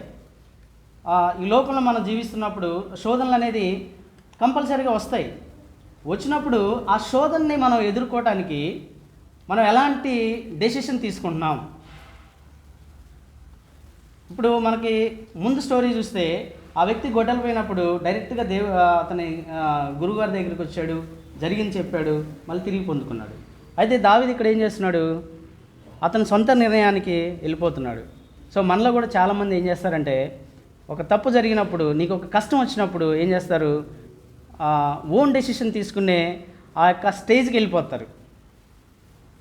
అంటే దేవుణ్ణి నేను ప్రార్థన చేస్తున్నాను, ఆయన సన్నిధిలో నేను తిరుగుతున్నాను, ఆయన సన్నిధిలోనే ఉంటున్నాను, నేను ప్రతి ఆదివారం అసలు మిస్ అవ్వను, ఆయన వాక్యాన్ని మిస్ అవ్వను, అయినా ఎందుకు దేవుడు నాకు కష్టం తీర్చట్లేదు అని ఒక మొద్దుబారిన హృదయంలోకి వచ్చేస్తారు. అలానే దావీదు ఎలా ఉన్నాడో అలానే మన జీవితాల్లో కూడా ఒకసారి అలా డెసిషన్, మనం ఓన్ డెసిషన్ తీసుకోవడానికి మన యొక్క ఆలోచనలు మనల్ని ప్రేరేపిస్తూ ఉంటాయి. అలాంటి చనుగుడు మన హృదయాల్లో స్టార్ట్ అవుతుంది. ఎందుకు దేవుడు నన్ను ఇలా చేస్తున్నాడు, ఇంతేనా దేవుడిని చేసేది, నేను ఆయనకు ప్రార్థించినప్పుడు దేవుడు నా మొర ఆలకించడా, ఆయన చూడా, నన్ను తెలియదా, నేను ఎలా ఉన్నానో దేవునికి తెలియదా, ఆయన తెలియనోడా, ఆయన అన్నీ తెలిసినోడు అనుకుంటాం కదా, ఎందుకు ఆయన అట్లా చేస్తున్నాడు అనేది ఆ పీక్ స్టేజ్కి వెళ్ళిపోతాం. వెళ్ళిపోయినప్పుడు అదేం చేస్తుందంటే మనల్ని మన చిత్తాన్ని జరిగించడానికి అది దారితీస్తుంది. కాబట్టి ఇక్కడ దావీదు విషయంలో కూడా అలానే జరిగింది. అయితే మరి ఇక్కడ ఉంది, అయినను ఈ మారు దేవుని చిత్తం విచారింపక వెళ్ళి ఫిలిష్తీయుల్లో కలిసిపోయి దేవునిపై ఆధారపడట మాని మానవ రీతిగా ఇట్లు సమాధానపరచ చూసినాం. అది ఏం జరిగింది, దేవునిపై ఆధారపడటం మానేశాడు, వదిలేశాడు, దేవుని వదిలేశాడు, ఆయన చేసిన మేలును, ఆయన చేసిన కార్యాలు అన్నీ వదిలేసి ఒక మానవ రీతిగా, ఒక నార్మల్ పర్సన్, ఒక అన్బిలీవర్ ఎలా ఆలోచిస్తాడో, ఒక పగ తీర్చుకోవడానికి, ఒక వ్యక్తి మీద పగ తీర్చుకోవడానికి ఎలా ఆలోచిస్తాడో అలాంటి ఆలోచనలకి, అలాంటి ట్రాన్స్లోకి వెళ్ళిపోయాడు డేవిడ్. దానివల్ల ఏం జరిగింది అనేది మనం చూస్తాము. 29:8 వచనం ఒకసారి చదువుదాం. దావీదు నేనేమి చేసింది, నా ఏలినవాడవకు రాజా, నీ శత్రువులతో యుద్ధము చేయనికై నేను రాజునైనట్టు నీ ఎదుట వచ్చిన దినము నుండి నేటి వరకు నీ దాసుడైన నా యందు తప్పేమీ కనబడదని ఆకీషుని అడిగింది. అయితే ఇక్కడ మనం జాగ్రత్తగా గమనిస్తే, మనం 8వ వచనం చూస్తే, దావీదు నేనేమి చేసితనని నా ఏలినవాడగు రాజా. దావీదు ఒక శూరుడు, యుద్ధ సూర్యుడు దావీదు. అంటే దేవుని హృదయానుసారుడు, దేవునికి ఇష్టమైన వాడు, దేవుడు ఏర్పరచుకున్నవాడు.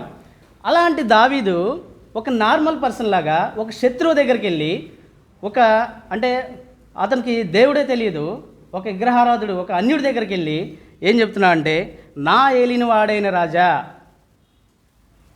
అంటే ఎంత దిగజారే స్థితికి వెళ్ళిపోయాడో చూడండి. అంటే ఒక మనిషిగా మనం, ఒక విశ్వాసిగా ఎప్పుడైతే మన ఆలోచన చెప్పిన దేవుని చిత్తాన్ని మనం విడిచిపెట్టి మన చిత్తానుసారంగా మనం వెళ్ళినప్పుడు ఏం జరిగిద్దంటే, అంటే మనకి ఒక అన్యుడికి, దేవుడు తెలియనోడికి కూడా, మనకంటే తక్కువ స్థాయివాడికి కూడా వాడిని మనం ప్రైజ్ చేస్తాము, వాడి కాళ్ళ మీద పడిపోతాం.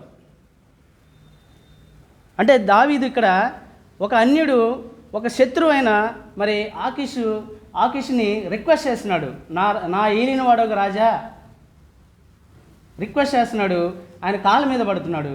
ఆయన రిక్వెస్ట్ చేసి దావీదు మీద పగ తీర్చుకోవాలి అంటే, యుద్ధానికి నేను కూడా వస్తాను. ఇప్పుడు అక్కడ మనం ముందు చదివితే 1 నుంచి 7 వరకు చదివితే అక్కడ వాళ్ళు యుద్ధానికి వెళ్తూ ఉంటారు. ఎవరి మీద? సౌలు మీదే వాళ్ళకి యుద్ధానికి వెళ్ళేది. ఫిలిస్తీన్లు సౌలు మీద యుద్ధానికి వెళ్తూ ఉంటారు.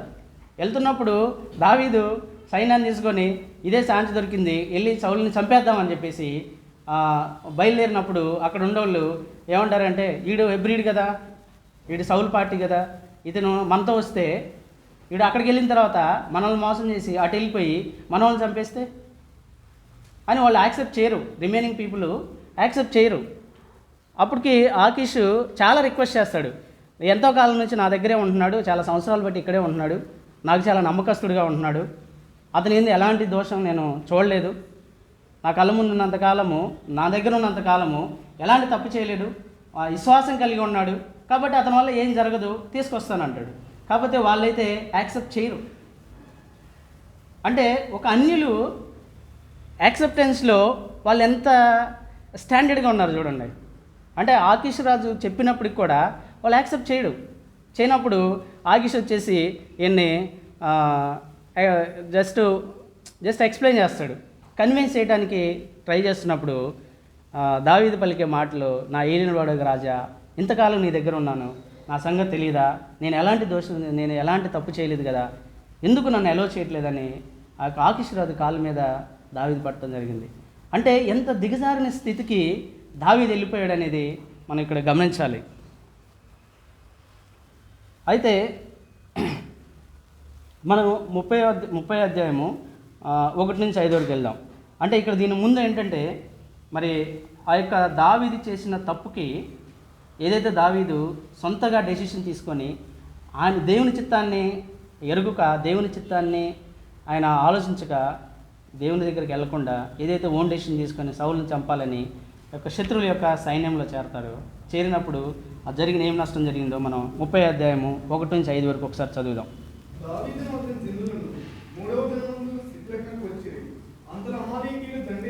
దక్షిణ దేశం మీదను సిక్లగ మీదను పడి కొట్టి దాన్ని తగలబెట్టి గనులనేమి అల్పులనేమి అందులో ఉన్న ఆడవాళ్ళని చెరపట్టుకుని చంపక వారిని తీసుకుని వెళ్ళిపోయి ఉండేది. దావీదు అతని జనులను పట్టణంకు వచ్చి అది కాల్చబడినట్టు తమ భార్యలను కుమారులను కుమార్తెలను చెరలోనికి తొలిపోబడినట్టు చూచి ఇక ఏడుకు శక్తి లేకపోనంత బిగ్గరగా ఏడ్చిది. యజ్రెయేలీయులైన ఇష్మాయేలు కర్మీయులైన నాబాలు భార్య అయిన అబీగయలు అని దావీదు ఇద్దరు భార్యలను చెరలోనికి తొలిపోబడిగా చూచి. అయితే ఇక్కడ మనకు తెలిసింది ఏంటంటే, దావీదుకి ఒక పెద్ద నష్టం జరిగింది. ఎప్పుడైతే దావీదు సౌలు దగ్గర నుంచి వచ్చేసినప్పుడు ఆకీష్ రాజు దగ్గరికి వచ్చి ఆకీష్ రాజుతో ఆయన వేడుకున్నప్పుడు వాళ్ళకు ఊరు ఇస్తారు, ఆ ఊరిలో మీరు ఉండండి అని చెప్పేసి సిక్లాగ్ అనేది ఆ ఊరిలో నివసించడానికి వీళ్ళకి పర్మిషన్ ఇస్తారు. అయితే ఎప్పుడైతే దావీదు ఇలా చేశాడో, దావీదు శత్రువులు ఫిలిస్తీయులు వెళ్ళి మరి వాళ్ళ మీద దండెత్తి ఆ ఊరిని మొత్తాన్ని నాశనం చేసి వాళ్ళకున్నత సర్వము ఎత్తుకొని వెళ్ళిపోతారు. ఆ తర్వాత తెలిసినప్పుడు దావీదు మళ్ళీ వస్తాడు. ఊరు వచ్చినప్పుడు చూస్తే ఏముండదు, మొత్తం కాల్ చేసి తీసుకెళ్ళి వెళ్ళిపోతారు. అయితే ఈ నష్టం అనేది చాలా పెద్ద నష్టం.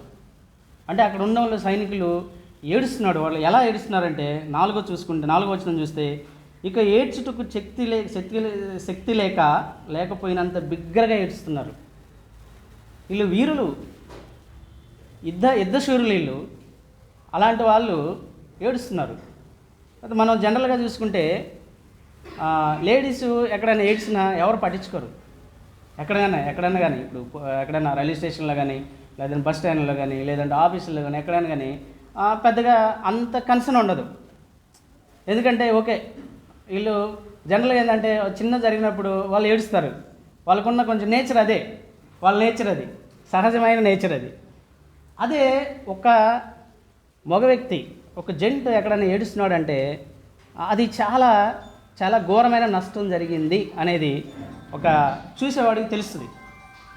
అయితే ఇక్కడ మనం చూస్తే యుద్ధశూరులు వాళ్ళు ఎన్నో యుద్ధాల్లో జయించిన వారు, దావీదు యొక్క సైన్యము. అలాంటి యుద్ధశూరులు ఏడుస్తున్నారు. ఎలా ఏడుస్తున్నారు అంటే శక్తి లేకపోయినంతగా బిగ్గరగా ఏడుస్తున్నారు. ఆ ఏడుపు వల్ల వాళ్ళకి కళ్ళల్లో నీళ్లు రావడానికి ఇంకా నీళ్ళు లేవు, నీళ్ళు అయిపోయినాయంట. కళ్ళ నుంచి నీళ్ళు ఏడుపుకి ఆ నీళ్ళన్నీ అయిపోయినాయి, రావట్లేదు. గొంతు కూడా ఏడ్చి గొంతు కూడా అరిగిపోయింది. అంటే అంత పెద్ద నష్టం జరిగింది.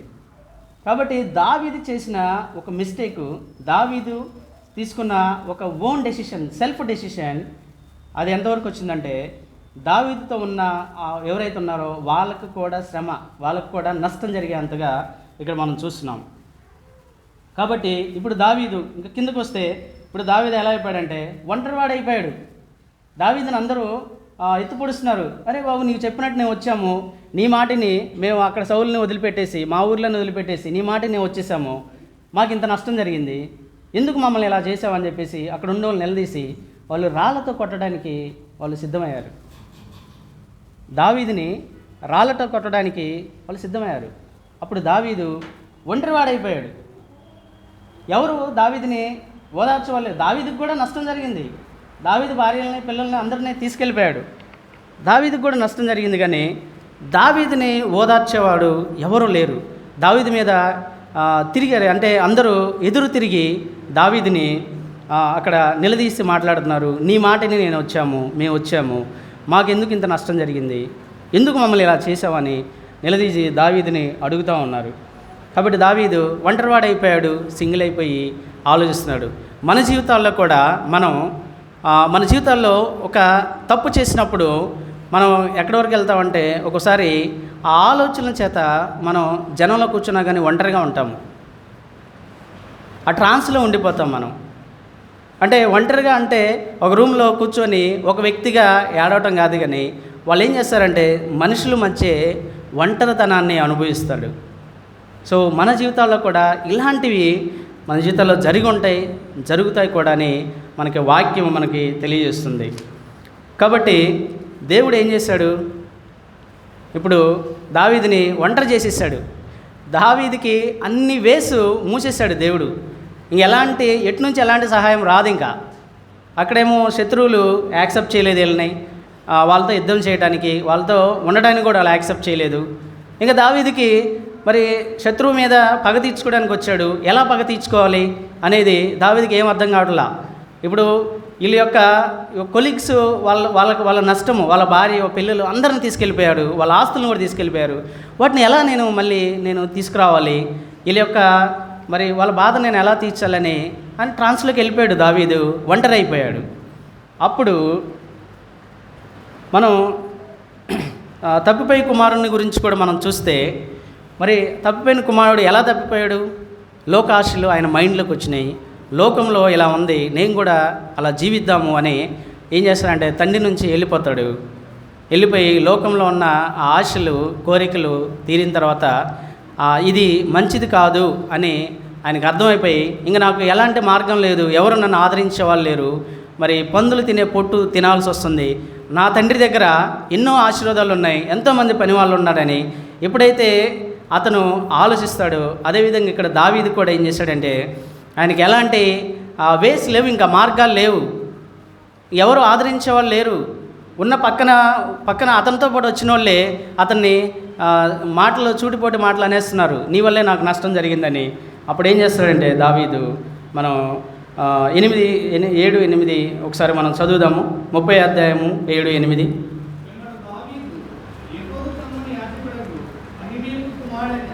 దావీదు దావీదునకు తీసుకొని వచ్చాను. నేను ఈ దండు తరిమిన ఎడల దాని కలిసి పొందునని యెహోవా యొద్ద దావీదు విచారణ చేయగా, యెహోవా తరుము, నిశ్చయంగా నీ వారిని కలిసిపోయి తప్పక నీ వారిని దక్కించుకోనని సెలవిచ్చాడు.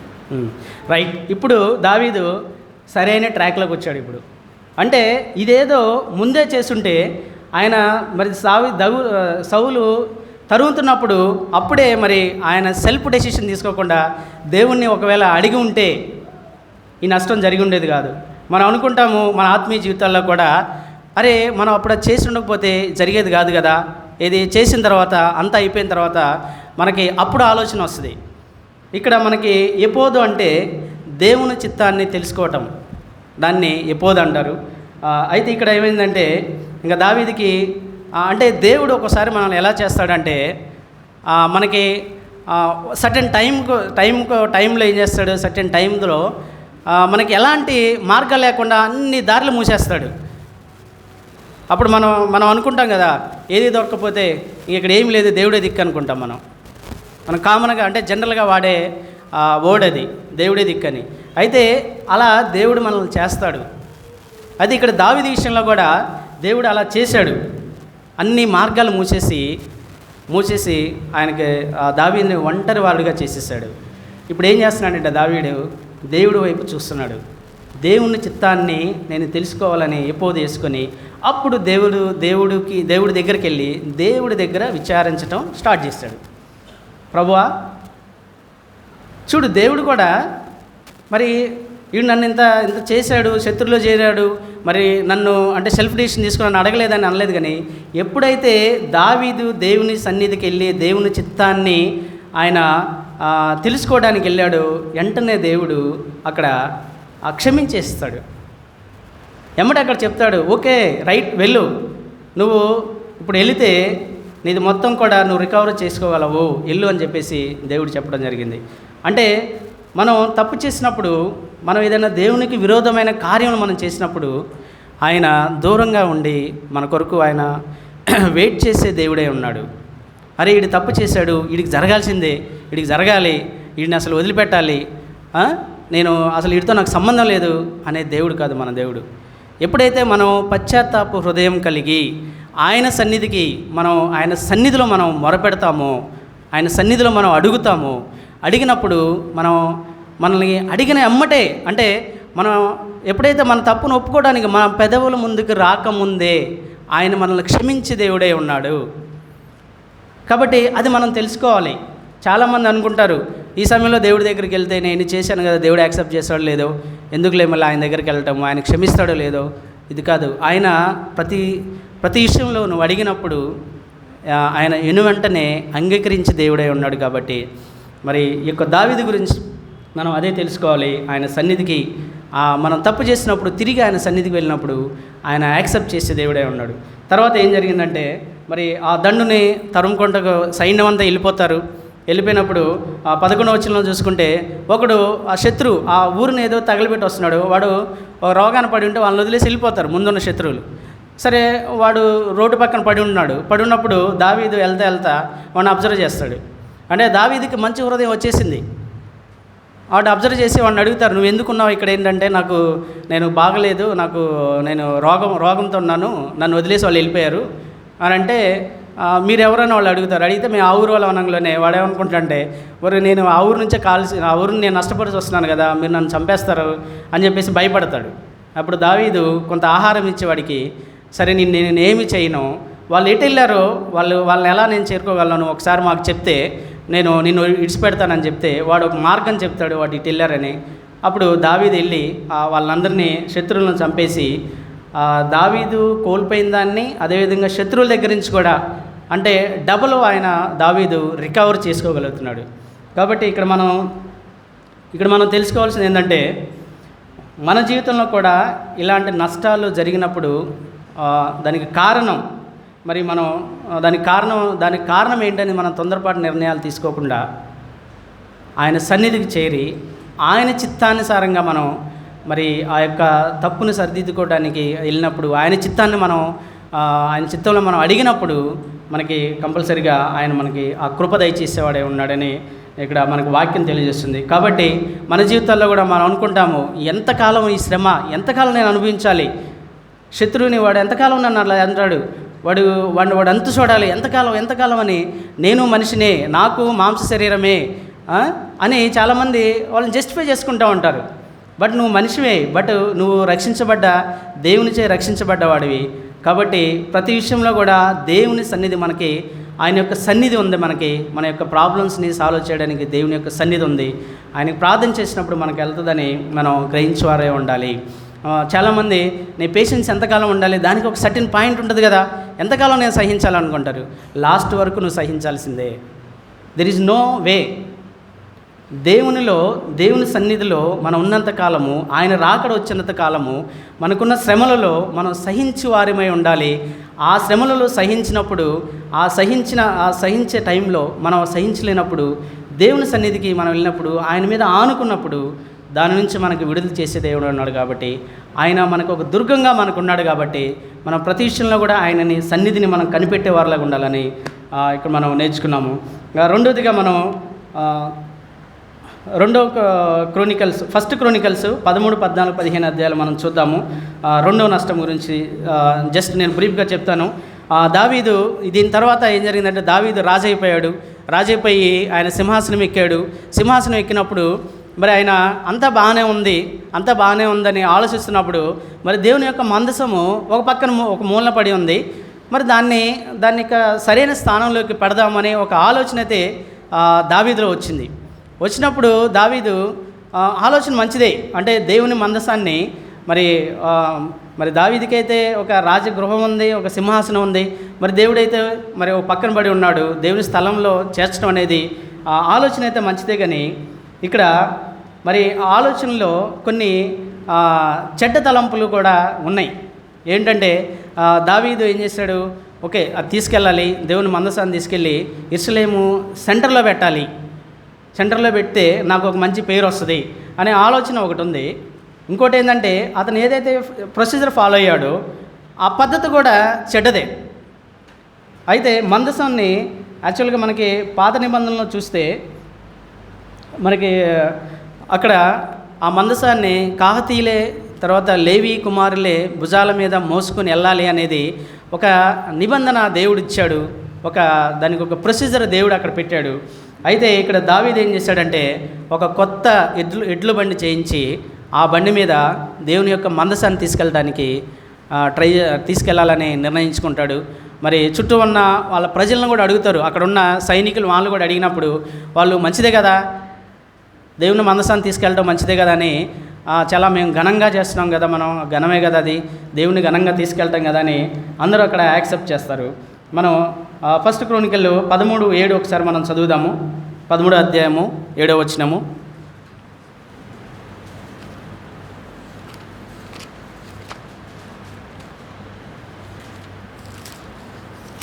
దేవుని మందసమును ఒక కొత్త బండి మీద ఎక్కించి అబీనాదాబు నుండి తీసుకుని వచ్చి ఉజ్జాయను అబూయేలు బండిని కొలిగి, దావీదును ఇశ్రాయేలు తమ పూర్ణ శక్తితో దేవుని సన్నిధిని పాటలు పాడుచు, సితారాలను, స్వరమండలను, తంబులను, తాళములు వాయించు గోరులు ఊదుచుంది. వారు ఈదోను కళ్ళ ముందుకు వచ్చినప్పుడు ఎడ్లకు కాలు జారినందున మందసమును పట్టుకున్నదని ఉజ్జా చేయించాపుగా యెహోవా కోపం దగ్గర అడుగుతున్నాడు. అది ఇక్కడ ఏం జరిగింది, దావీదు సొంతగా నిర్ణయం తీసుకున్నాడు. ఒక కొత్త బండి ఘనంగా వేడుకలుగా, మరి అక్కడున్న వారు కూడా ఓకే ఇది బాగానే ఉంది కదా, మరి ఘనంగా దేవుని యొక్క మందసాన్ని మనం తీసుకెళ్తున్నాము, ఇది బాగానే ఉందని చెప్పేసి వాళ్ళందరూ తీసుకెళ్తున్నప్పుడు అక్కడ రోడ్లు, మరి ఆ మెటల్ రోడ్లు బాగాలేదేమో, మరి అది ఎద్దుకు కాలు జారినప్పుడు మందసం పడిపోతుందని ఉజ్జయ అనే అతను చేయబెట్టినప్పుడు దేవుడు అతన్ని ముడతాడు, అతను చనిపోతాడు. అయితే మనకి ఇంక కింద చూస్తే 9వ వచనం ఒకసారి చదువుదాము.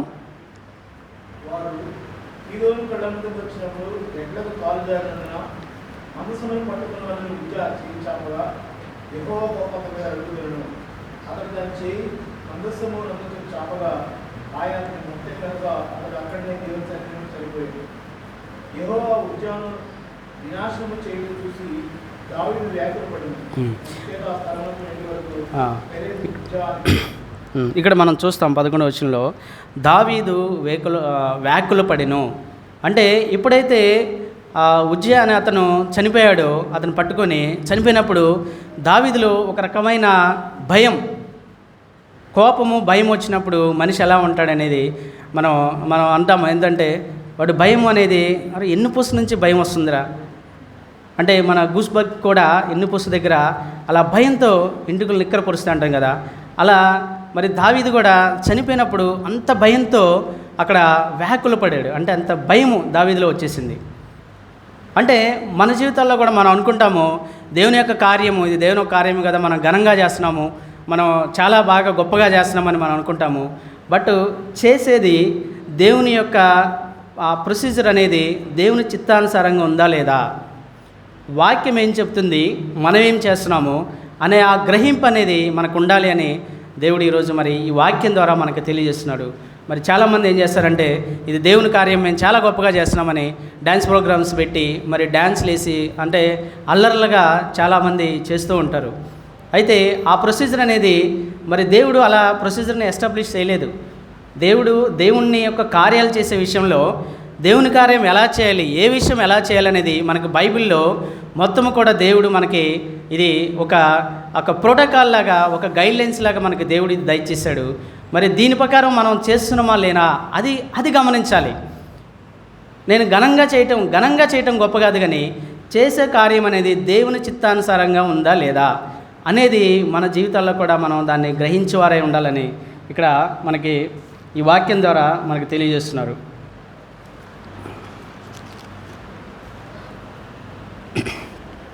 తర్వాత మరి దావీదు ఆ తర్వాత చూస్తే మరి 13వ అధ్యాయం 12-13 చూస్తే దావీదు అక్కడ అతను చేసిన తప్పని పశ్చాత్తాపడి దేవుని సన్నిధిలో అడిగినప్పుడు మరి దేవుడు మరి దావీదుని క్షమిస్తాడు. కానీ మనం గమనిస్తే ఫస్ట్ తప్పు చేసినప్పుడు ఎలాంటి నష్టము దావీదుకి జరగలేదు, కానీ సెకండ్ తప్పు చేసినప్పుడు ఒక వ్యక్తిని దావీదు కోల్పోయాడు. అంటే దాని యొక్క కాన్షియస్నెస్ ఎలా వస్తుందంటే ఒకసారి ఫస్ట్ నష్టం లేదు, తర్వాత ఒక నష్టం జరిగింది ఇక్కడ మనం గమనిస్తాం. కాబట్టి మరి దేవుడు మరి దావీదుని క్షమించి ఆ తర్వాత ఆ యొక్క మందసాన్ని మరి కాకతీయులు తర్వాత వారు ఎవరైతే తీసుకెళ్లాలో దేవుని యొక్క మరి ఒక సంఖ్యాకాండంలో ప్రొసీజర్ ఎలా రాస్తాడో ఆ ప్రొసీజర్ ప్రకారం వాళ్ళు తీసుకెళ్ళిపోయి మరి ఆ దేవుని యొక్క స్థలంలో అది ఎక్కడ ఉండాలో ఆ స్థలంలో వాళ్ళు పెట్టేస్తారు. కాబట్టి మనం చూడాల్సింది ఏంటంటే మనం గమనించాల్సింది మరి దేవుని కార్యం చేసేటప్పుడు దేవుని చిత్తానుసారంగా దేవుని పద్ధతిలో దేవుడు చెప్పిన పద్ధతిలోనే మనం వెళ్తున్నామా అనేది ఒకసారి మనం జ్ఞాపకం చేసుకోవాలి. అదేవిధంగా మూడోది వచ్చేసి థర్డ్ అకేషన్ మనకి 2 సమూయేలు 11వ అధ్యాయము. అంటే ఇది మనకు అందరికీ తెలిసిన వాక్యమే, కాకపోతే దాని యొక్క అక్కడ దావీదు తప్పు చేయడానికి రీజన్ ఏంటనేది మనం రూట్ కాజ్ ఏంటి అనేది మనం ఒకసారి మనం గమనిద్దాము. అయితే ఈ యొక్క అధ్యాయం అనేది ఇద్దరికి బిలీవర్స్ అన్బిలీవర్స్ ఇద్దరికి కూడా ఇది వర్తిస్తుంది. కాబట్టి ఇక్కడ మనం చూద్దాం. మొదటగా మానవుని యొక్క హృదయం గురించి మనం చూద్దాము. మానవుని యొక్క హృదయము చెడుతనమును మోసమును మరి మోసం కలిగి ఉన్నది. మనం గమనిస్తే మన యొక్క హృదయం ఎలా ఉందంటే చెడుతనం కలిగి ఉంది, మోసకరమైనగా ఉంది. అయితే మనం ఎవరైనా సరే పైకి వాళ్ళు చాలా బాగుంటారు, విద్యావంతులే ఉంటారు, మంచి ఎడ్యుకేషన్ ఉంటుంది, పెద్ద హోదా ఉంటుంది, కానీ వాళ్ళ యొక్క చదువు హోదా అనేది వాళ్ళ యొక్క హృదయాన్ని మార్చేదిగా ఉండదు. మనం గమనిస్తే అది వాళ్ళ హృదయాలను మార్చదు. మన దగ్గర హోదా ఉన్నా, మన దగ్గర మనం గొప్పవారై ఉన్నప్పటికీ మన హృదయం అనేది అది దాని నేచర్లోనే ఉంటుంది. అది మన హృదయం ఎలా ఉంటుందంటే చెడుతనము మోసం కలిగిన హృదయం మనకు ఉంది. కాబట్టి మనలో ఒక మనిషిగా మనలో ఎలాంటి సత్యం లేదు, ఎలాంటి నిజం అనేది మనలో లేదు అని మనం గమనించాలి ఫస్ట్. ఇంకోటి ఏంటంటే ఎవరైనా మనల్ని మన నిజ స్వరూపాన్ని మనకు చెప్పినప్పుడు మనం ఫస్ట్ దానికి ఇష్టపడం. మనకున్న నేచర్ అది. నీ ఏమైనా తప్పులు చెప్తే నువ్వు యాక్సెప్ట్ చెయ్యు. నేను మంచోడిని, నాలో ఇంత చెడుతనం ఎక్కడుంది, నేను మంచోడిని కదా అని ఫస్ట్ ఏంటంటే మనం యాక్సెప్ట్ చేసే హృదయం మనకు ఉండదు మనలో నెగిటివ్ చెప్పినప్పుడు. అయితే ఇక్కడ మీకు ఒక చిన్న స్టోరీ ఒకటి చెప్తాను. ఇక్కడ ఏంటంటే ఒక నీగ్రో జాతివాడు ఎక్కడో ప్రయాణమై వెళ్ళిపోతున్నప్పుడు మరి వాడికి ఒక అద్దం దొరికితే వాడు తీసుకొని వాడు ముఖాన్ని చూసుకున్నప్పుడు వాడు అందులో చాలా నల్లగా కనిపిస్తాడంట. వాడి చెవులు ఏలాడబడతా, పెదాలేమో లావుగా, అంటే వికారంగా కనిపిస్తాడని. అంటే వాడు ఇచ్చిన కంప్లైంట్ ఏంటంటే అద్దం చూసి, అవునా నేను ఇంత నల్లగా ఉన్నానా, ఇది నాకు అబద్ధం చెబుతుందని దాన్ని పగలగొట్టేస్తాడు రాయి తీసుకొని.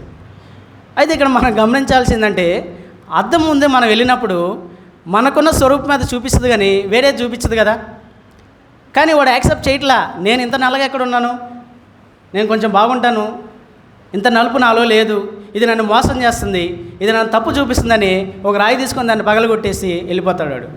అంటే మన నిజ స్వరూపాన్ని మనం చూపించినప్పుడు, మనకి ఎవరైనా చూపించినప్పుడు మనం దాన్ని యాక్సెప్ట్ చేయం, మన హృదయం యాక్సెప్ట్ చేయదు. ఇక్కడ అలాగే నీగ్రోవాడు కూడా వాడు అంత నల్లగా ఉన్నప్పుడు వాడు యాక్సెప్ట్ చేయట్లేదు అక్కడ. కానీ ఇక్కడ మనం చూడాల్సింది ఏంటంటే వాడు యాక్సెప్ట్ చేయనంత మాత్రాన, ఆ అద్దం పగలగొట్టినంత మాత్రాన వాడి రూపం మారుతుందా?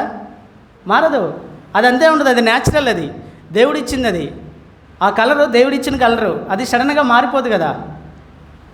అయితే మన నిజస్థితి కూడా అలానే ఉంది. మనం రోగం వచ్చినప్పుడు వైద్యుని దగ్గరికి వెళ్తే ఆ వైద్యుడు మన ప్రాబ్లమ్స్ చెప్పకుండా వాడు సొల్యూషన్ ఇవ్వడు. నీ రోగం అయిందని చెప్తేనే దానికి వాడు సరైన మెడిసిన్ ఇస్తారు. ఓకే, ఇప్పుడు మనం రెండో సమయంలో 11వ అధ్యాయంలోకి వద్దాం. ఇక్కడ అందరికి తెలిసిన వాక్యం ఏది, జస్ట్ నేను చెప్తాను.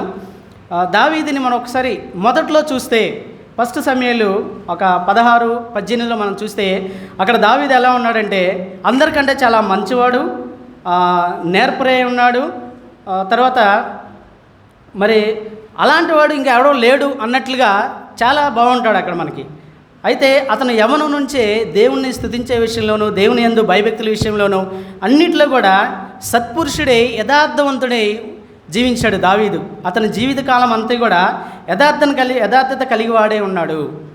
కాబట్టి ఇక్కడ మనం చూస్తే ఏ దేశస్థుడైనా సరే, ఎవరైనా ఎంత విద్యావంతుడైనా సరే, వాళ్ళ యొక్క ఎంత విద్యావంతుడైనా నేర్పరై ఉండవచ్చు, కానీ అతను హృదయమందు మార్పు కలుగు చేయలేడు, హృదయాన్ని మార్చేవాడు లేదని ఇందాక మనం మాట్లాడుకున్నాం.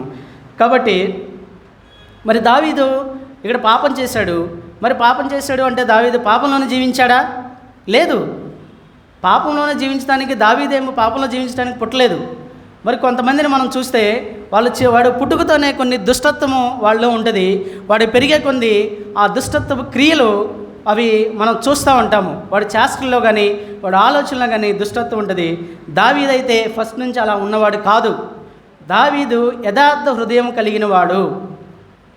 అయితే ఇక్కడ మనం ముందు నేర్చుకున్న చూస్తే మన హృదయం అనేది చాలా ఎలా ఉంది, మోసపూరితంగా, మలినంగా, చాలా మురికి గుడ్డ లాంటి హృదయం మనం కలిగి ఉన్నాము.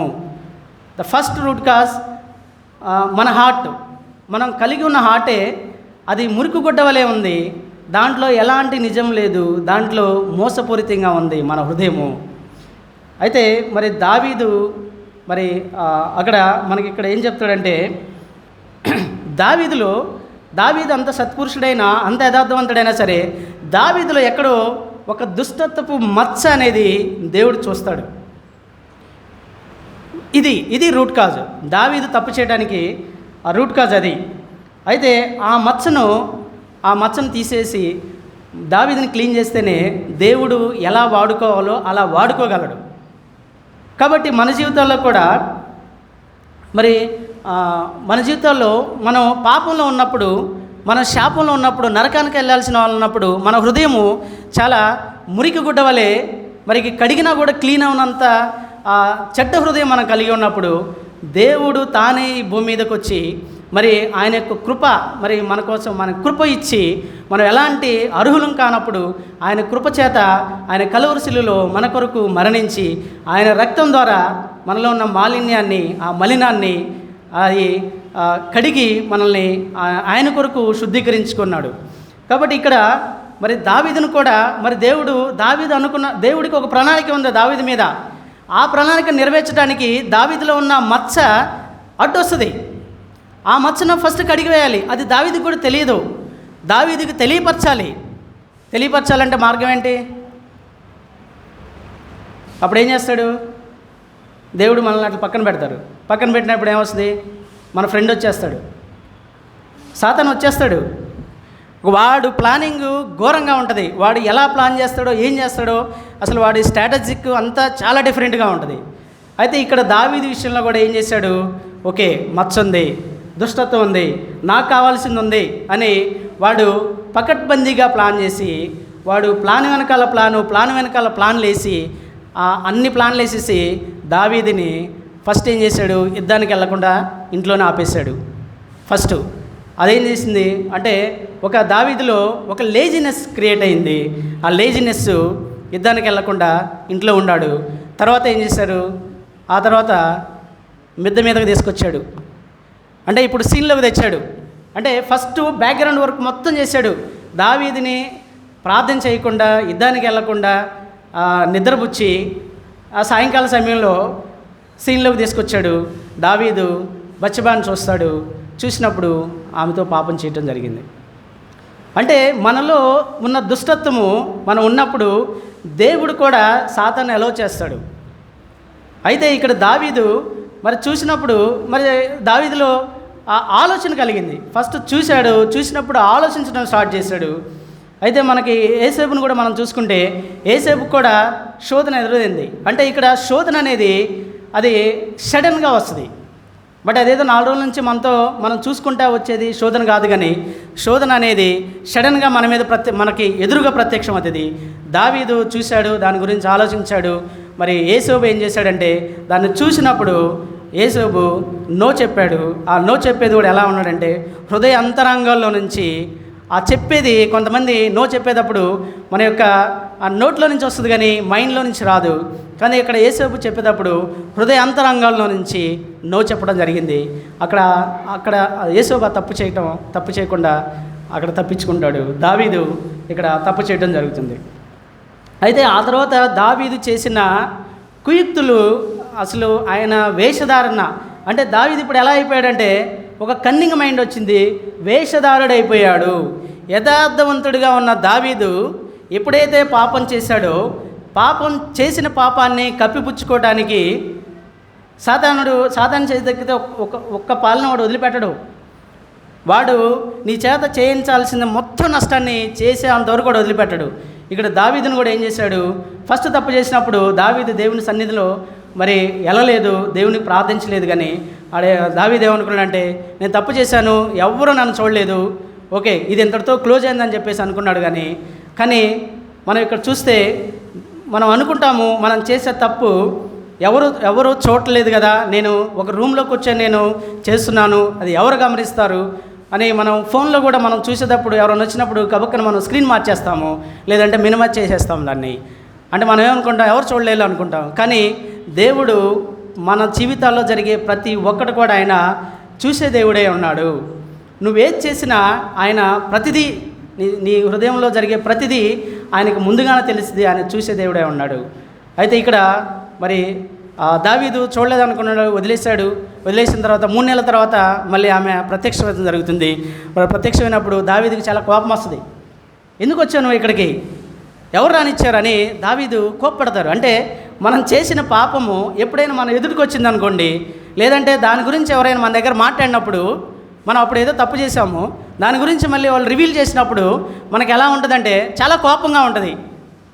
దావీదు కూడా అలానే ఎందుకు వచ్చాను ఇక్కడికి, పంపించేసాను అని చెప్పేసి అంటే ఆమె నేను గర్భవతి ఉన్నానంటే ఇంకా దావీదు ఆలోచించి ఇంకేం చేయాలి, దీని నుంచి నేను ఎలా బయటపడాలని ఆమె ఒక భర్త ఎవరో అని డీటెయిల్స్ కనుక్కొని ఆయనకి తీసుకొచ్చి మరి అక్కడ 1 నుంచి మనం 7 వచనాలు ఒకసారి చూస్తే మనకు అక్కడ తెలుస్తుంది దావీదు అంటే ఏ విధంగా కుయుక్త హృదయం కలిగి యథార్థమైన హృదయం కలిగిన దావీదు ఎంత క్రూయలుగా ఉన్నాడు, ఎంత వేషధారై ఉన్నాడని మనకి ఇక్కడ తెలుస్తుంది. మనం 6 నుంచి మనం 17 వరకు చదివితే అక్కడ అతను వస్తాడు, భటుడు వస్తాడు. వచ్చినప్పుడు యుద్ధ సమాచారాలు కనుక్కొని ఏం తెలియనట్టే ఒక భటుడితో రాజుకి అసలు ఏంటి సంబంధం? ఒక రాజు భటుడితో మాట్లాడతాడా?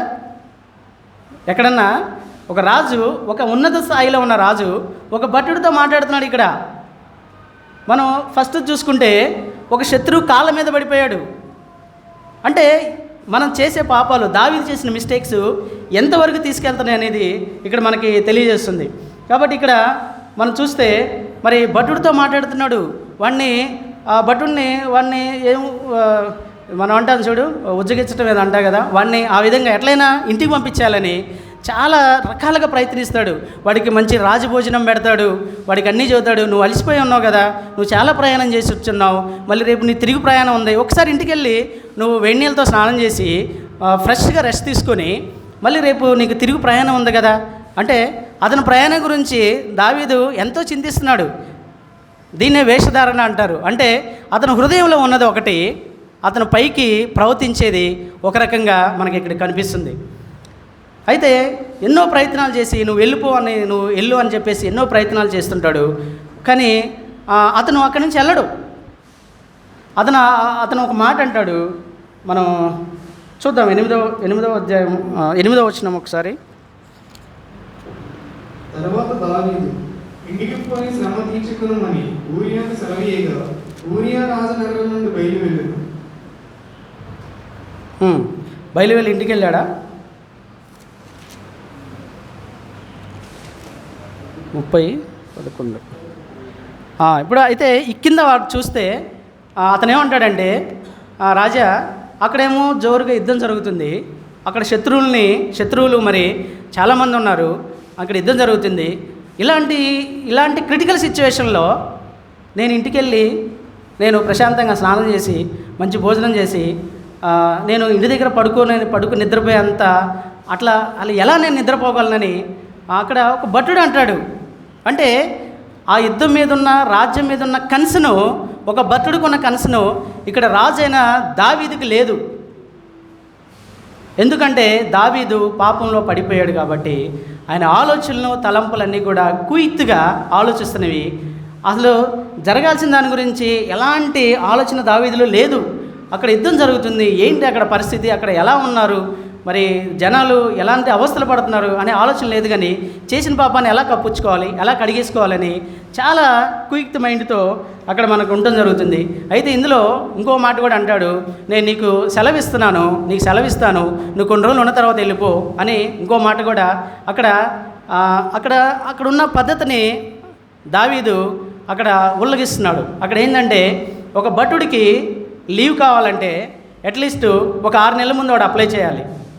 అది కూడా ఆ యొక్క సివియారిటీని బట్టి వాడికి లీవ్ అప్లై చేయడం జరుగుతుంది. ఈవెన్ నాకు భార్యకు బాగాలేదు, ఇంట్లో పిల్లలు బాగాలేదు అన్నా కూడా మ్యాక్సిమం లీవ్ ఇవ్వరు. అలాంటిది దావీదు సింపుల్గా వాడికి శాంక్షన్ చేస్తున్నాడు, నువ్వు వెళ్ళిపో, నీకు లీవ్ ఇస్తున్నాను, నువ్వు రావాల్సినప్పుడు రా అన్నట్లుగా ఎన్నో ప్రయత్నాలు దావీదు చేయటం జరుగుతుంది. కాబట్టి ఇక్కడ మనం చూడాల్సింది అంటే దావీదు దేవుని యొక్క చిత్తాన్ని అడగకుండా, దేవుని యొక్క చిత్తాన్ని మరి ఆయన దాన్ని రెస్పెక్ట్ చేయకుండా అతని సొంత ఆలోచన చోతి మరి ఆ యొక్క పాపం విషయంలో మరి ఏ విధంగా ఆయన ప్రవర్తిస్తున్నాడు అనేది మనకి ఇక్కడ తెలియజేయడం జరుగుతుంది. కాబట్టి మనం ఎప్పుడైతే దేవునితో ఆ కనెక్షన్, మనకి దేవునితో ఉన్న కనెక్షను మనం ఎప్పుడైతే బ్రేక్ అయినప్పుడు ఇలాంటి సిచ్యువేషన్లు జరగటానికి అవకాశాలు ఉన్నాయని మనకి వాక్యం చెబుతుంది. కాబట్టి ఎన్ని పరిస్థితులు ఉన్నప్పటికీ మనం ఒకవేళ మిస్టేక్ మనం చేసినప్పుడు దేవుని సన్నిధికి మనం ఆ మిస్టేక్తో మనం వెళ్ళినప్పుడు ఆయన దాని నుంచి మనకి విడుదల చేస్తాడు. కాబట్టి మనం ఎప్పుడు కూడా దేవునితో ఆ కనెక్షన్ని మనం పోగొట్టుకోకూడదు.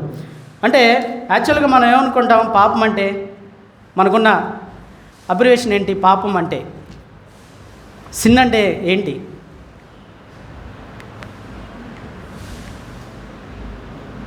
అయితే మనం ఇక్కడ పాపాన్ని మనం నిర్వచనం చూసుకుంటే, మనం చేయవలసిందే చేయకపోవడమే పాపం.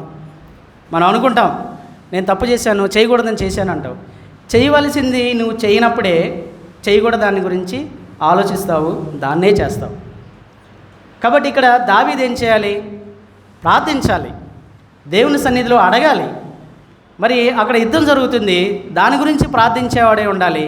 అలాంటి దావీదు పొద్దుగే సమయంలో నిద్రపోయి దాని గురించి ప్రార్థన మీద భారం లేదు, ఆ యుద్ధం మీద భారం లేకుండా అలా లేజీగా ఉన్నాడు. కాబట్టి మనం చేయవలసింది ఎప్పుడైతే మనం చేయమో, దేవుని సన్నిధిలో ఎప్పుడైతే మనం ప్రార్థన చేయమో, మరి ఈ దినాన మనం లేచినప్పుడు దేవుని సన్నిధిలో మనం ప్రార్థించినప్పుడు, ప్రభువా మరి దినానికి కావాల్సిన కృప నాకు ఇవ్వు, నేను ఈ దినం నేను ఎలా గడపాలి, ఏ విధంగా నేను ఉండాలని మనం ప్రార్థిస్తే దేవుడు మనకి ఆ దినానికి కావాల్సిన శక్తిని మనకి ఇస్తాడు. మనం ప్రార్థించలేదనుకో మన బలహీనం అయిపోతాము. బలహీనం అయినప్పుడు ఇలాంటి తప్పులే మనం చేయటానికి పూనుకుంటాము. సాధారణుడు మన చేత ఇలాంటివి చేపిస్తాడు. మనం ఎప్పుడైతే బలహీనులుగా మనం ఉంటామో వాడు పక్క నుండి వంట కదా గోరుకాడ నక్కలాగా వాడు కనిపెడుతున్నాడు అన్నట్లుగా వాడు అలానే ఉంటాడు, గోరుకాడ నక్కలాగే ఉంటాడు. ఎప్పుడైతే మనం ప్రార్థించమో, ఎప్పుడైతే మనం దేవునితో కనెక్షన్ పోతుందో, ఎప్పుడైతే దేవుని సన్నిధిలో మనం రామో, దేవుని మీద మనం కన్సర్న్ లేకుండా ఆయన యొక్క వాక్యం మీద మనం ఎప్పుడైతే మనం ఆలోచించమో, కన్సర్న్ లేకుండా మనం తిరిగినప్పుడు మనం బలహీనం అయిపోతాం. బలహీనం అయినప్పుడు వాడి చేతిలో మనం ఆట బొమ్మలాగా వాడు మనం ఆడిచ్చేస్తాడు. చివరికి మనకి నష్టం జరిగి మనం కోల్పోయిన తర్వాత అప్పుడు మనకు తెలుస్తుంది నేను ఎంత నష్టపోయాను అని. కాబట్టి ఇక్కడ మనం నిత్యము ఆయన సన్నిధిలో మనం బలం పొందుకోవాలి. ఆయన సన్నిధిలో మనం అడగాలి, ప్రభువా ఈ దినానికి కావాల్సిన కృప నాకు ఇవ్వు. మనం బయటికి వెళ్ళినప్పుడు లోకంలో అనేకమైన ఆకర్షణలు మనకు ఉంటాయి, వాటిని అన్నిటినీ మనం తట్టుకోవాలి, వాటి నుంచి మనం ఓవర్కమ్ అవ్వాలి అంటే దేవుని కృప మనకు కావాలి. ఆయన యొక్క వాక్యం మనం చదివినప్పుడు, ఆయన ప్రార్థించినప్పుడు ఆయన ఇచ్చే ఆ శక్తి, ఆ బలము మనల్ని ఈ లోకంలో పడకుండా మనల్ని కాపాడుతుంది. కాబట్టి మనం బలహీనులుగా మనం ఉండవద్దు. మరి దేవుని సన్నిధిలో మనం నిత్యము ప్రార్థించేవారుగాను, మనం తప్పు చేసినప్పుడు ఆయన సన్నిధిలో మనం వేడుకునే వాళ్ళై మనం ఉండాలని చెప్పేసి మనకి ఈ వాక్యం తెలియజేస్తుంది. మరి దేవుడు మరి దావీదు గొప్ప సార్వభౌమంతుడు, జ్ఞానవంతుడు, మరి దేవునికి ఇష్టమైన వాడు. అలాంటి దావీదే ప్రార్థన చేయకపోతే, మరి దేవుని సన్నిధిలో అడగకపోతే మరి సాతానుడు ఏ విధంగా బలహీనులుగా చేసి దావీదుని మరి ఒక వేషధారి అయిపోయాడు. ఒక నీతిమంతుడైన దావీదు ఒక వేషధారి అయిపోయాడు అనే ఒక కుయుక్తి మరి దావీదు ఇక్కడ చేయడం జరుగుతుంది. కాబట్టి మనం అనుకుంటాం మనలో మరి ఆ మచ్చ, ఒకవేళ ఇప్పుడు దావీదులో ఉన్న దుష్టత్వం అనే ఒక మచ్చ దేవుడు ఏ విధంగా అయితే మరి చూసి దానిని తీయటానికి ప్రయత్నించాడో, మన జీవితాల్లో కూడా అలాంటి మచ్చ, అలాంటి దుష్టత్వం ఏమైనా ఉన్నదా అని మరి ఈ సమయాన దేవుడు మనల్ని అడుగుతున్నాడు, క్వశ్చన్ చేస్తున్నాడు. అంటే అలాంటి మచ్చ మనలో ఉంటే మనం దేవుని సన్నిధిలో మనం అడిగి మరి ఆ మచ్చను మరి తీసివేయమని ఆయన సన్నిధిలో మనం వేడుకోవాలి. మరి అది తీసివేసినప్పుడే నువ్వు ఆయనకి అనుకూలమైన పాత్రగా మనం మారుతాము. ఆ మచ్చున్నంతకాలం మనం ఉపయోగపడిన పాత్ర వలె మన యొక్క జీవితాలు మరి జీవించాల్సి వస్తుంది. కాబట్టి మరి ఇక్కడ దేవుడు కూడా దావీదుని ఒక మంచి పాత్రగా వాడుకోవాలని ఏం చేశాడంటే, దావీదు హృదయంలో ఉన్న అలాంటి మచ్చ, డాగు, ఆ మురికితనాన్ని దేవుడు కడిగివేసి మరి దేవునికి ఇష్టడుగా మార్చుకొని మరి దేవుని యొక్క కార్యాలు చేసే విషయంలో మరి దేవుడు దావీదును ఉపయోగించుకున్నాడు. కాబట్టి మన జీవితాల్లో కూడా మరి మన మానవులైన మన జీవితాల్లో మనకి ఆ శక్తి ఉండదు. దేవుడు ఇయకపోతే మనం బలహీనలు అయిపోతాము. ఆ బలహీనత పాపానికి దారితీస్తుంది. కాబట్టి మానవులైన మనం కూడా నిత్యము ఆయన సన్నిధిలో ఆయనలో మనం కనిపెడుతూ ఉండాలి. మనం చేయవలసింది మనం ఖచ్చితంగా చేయాలి. ఇక్కడ అదే జరుగుతుంది. చేయవలసింది చేయనప్పుడు చేయకూడనది తన్నుకుంటూ వచ్చేస్తుంది, అది ఆగదు. దావీదు విషయంలో కూడా ఒక పాపం చేశాడు, ఒకదాని తర్వాత ఇంకోటి. అది ఒక పాపం వల్ల తన కడుపును పుట్టిన కుమారుడు చనిపోతాడు. ఒక మంచి నమ్మకమైన భటును కూడా ఆయన కోల్పోవటం జరుగుతుంది. కాబట్టి ఆ విషయంలో మరి మనం దేవుని సన్నిధిలో మరి దేవుడితో మనం ఉందాము. మరి చేయకూడనిది ఏవో మనం చేయాల్సింది ఫస్ట్ మనం చేద్దాము, చేయాల్సింది చేస్తే చేయకూడదు ఆటోమేటిక్గా దేవుడు దాన్ని దూరం చేస్తాడు. కాబట్టి చేయాల్సిన విషయంలో మనం చాలా తెలివి కలిగి మరి చేయాల్సింది చేయడానికి మనం ప్రయత్నిద్దాము. అదేవిధంగా 4వ అకేషన్లోకి వద్దాము. 4వ అకేషన్ అంటే ఇక్కడ ఈ యొక్క అదేమో అరైన యొక్క కళ్ళెము దగ్గర జరుగుతుంది. అయితే అక్కడ కళ్ళము అంటే మనం జనరల్గా ఏమంటాము, కళ్ళం అంటే ఏమంటాము, పొట్టు తీసేదాన్ని కళ్ళం అంటాం. గోధుమ కళ్ళం అంటే గోధుమ పొట్టు తీస్తారు. అయితే అక్కడ ఇది స్టార్ట్ అవుతుంది, ఇది నష్టము. అయితే దావీదుని కళ్ళెం దగ్గరకు రావటం ఇది రెండోసారి. ఫస్ట్ సారి సెకండ్ దాంట్లో చూస్తే మరి అక్కడ ఒక కళ్ళెం దగ్గర ఎద్దుకు కాలు జారిందని ఒకటి చూసాము. ఇది ఒక కళ్ళెం దగ్గర మనం ఇది రెండో కళ్ళెం చూస్తాము. ఎందుకంటే దావీదులో ఒక పొట్టు ఉంది. అంటే దావీదు నేను జ్ఞానవంతుణ్ణి, నేను యుద్ధశాలిని అనుకుంటున్నాడు కానీ దావీదుకి కనపడని పొట్టు ఉంది. ఆ పొట్టు తీయడానికి దేవుడు మళ్ళీ ఇక్కడ చేస్తాడు. మనం 1 సమూయేలు 24:2 ఒకసారి చూద్దాము. 5 minutes బ్రదర్. 1 సమూయేలు 24:2 ఒకసారి చదవండి బ్రదర్. అందుకు రాజు తన ఎత్తున సైన్యాధిపతి అయిన యోవాబును పిలిచి, జనసంఖ్య ఎంతైనది నాకు తెలియగలందులకై దాని మొదలుకొని బేర్షెబా వరకు ఇశ్రాయేలు గోత్రంలో నీవు సంచారం చేసి వారు లెక్కించమని ఆజ్ఞ. ఇక్కడ ఓకే బ్రదర్, థ్యాంక్ యూ. ఇక్కడ ఏం చేస్తుందంటే దావీదు ఒక సైనికుని పిలిచి మనకి ఎంత సైన్యం ఉందో ఒకసారి లెక్కించుకొని రాబో అని అంటే గర్వంగా అతనికి చెప్తాడు. మనకు యుద్ధానికి మనం జయించాలంటే మన దగ్గర అసలు ఎంత ఉంది, కౌంట్ ఎంత ఉంది, ఎంతమంది యోధులు ఉన్నారు, ఎంతమంది నెక్స్ట్ లెవెల్ ఎంతమంది ఉన్నారు, మీరు ఒకసారి దేశం అంతా వెళ్ళి మొత్తం కౌంట్ చేసుకొని నా దగ్గర లిస్ట్ దేమని చెప్తాడు.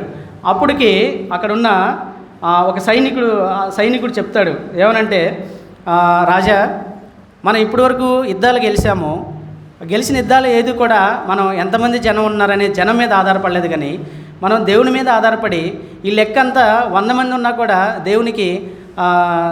దేవునికి సారి రాదు కదా, నువ్వు ఎంతమంది ఉన్నా కానీ దేవుని కృప లేనిదే మనం గెలవలేదు కదా ఇప్పటివరకు అని అతను అంటాడు, ఒక సలహా ఇస్తాడు. అయినప్పటికీ దావీదు ఏం చేస్తాడంటే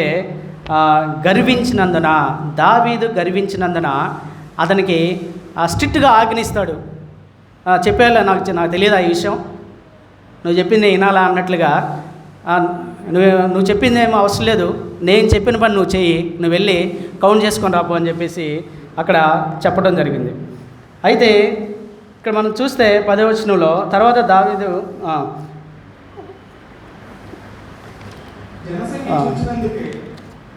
మనసు కొట్టుకున్నాక అతడు, నేను చేసిన పని వల్ల గొప్ప పాపం కట్టుకుంటుంది, నేను ఎంత అవివేకిని దాన్ని చేసి యెహోవా కరుణించి నీ దాసుడైన నా దోషమును పరిహరింపమని యెహోవాతో మనవి చేయగా. అది ఇక్కడ దావీదుకి తెలిసింది చేసింది పాపం అని. అయితే దావీదు పాపం చేయడానికి కారణం ఏంటంటే అతిశయించటం. నా దగ్గర ఇంత సైన్యం ఉంది, నా దగ్గర ఇంత యుద్ధశూరులు ఉన్నారు, నేను ఒక యుద్ధశూరుణ్ణి అతిశయించి దావీదు తప్పు చేయడం జరిగింది. అంటే ఇదే దావీదు మనకి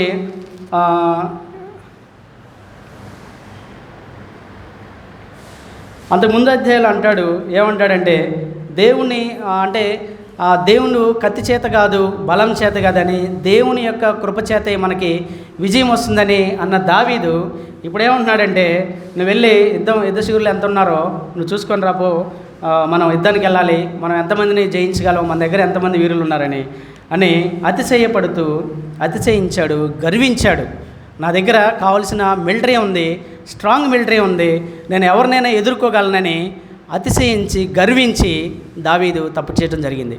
కాబట్టి మన జీవితాల్లో కూడా మన దగ్గర ఎంత డబ్బున్నా కానీ, మనకి ఎంత హోదా ఉన్నా కానీ, మనము దేవుడు మరి చిత్తము కానప్పుడు దేవుని సన్నిధిలో మనం దాన్ని విచారించినప్పుడు మనకు కూడా ఈ నష్టం కలిగే ఆ యొక్క అవకాశం ఉందని దేవుడు ఇక్కడ మనకి తెలియజేస్తున్నాడు.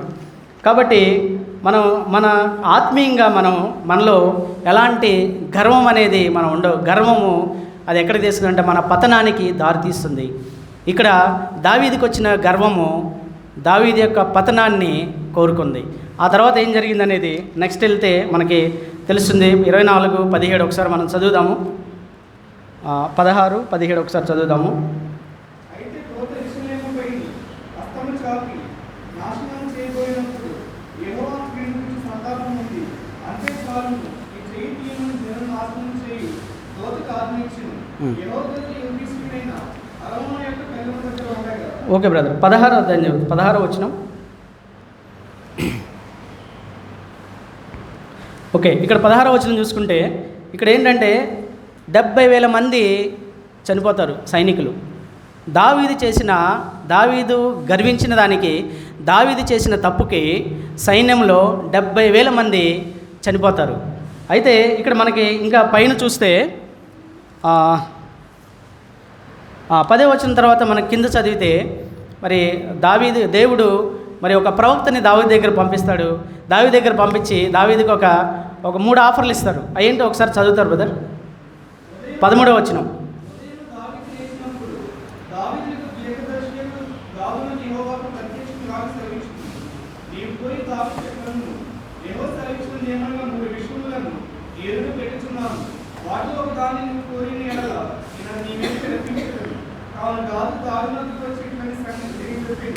నీవు నీ దేశంలో 7 సంవత్సరాలు శాంతి కలుగుటకు ఒప్పుకుందువా? నేను ధర్మచరణ సిద్ధంగా నిలవలేక నీవు 3 నెలలు పారిపోవడానికి ఒప్పుకుందువా? ఈ దేశంలో 3 దినములు తెగులు రేగటకు ఒప్పుకుందువా?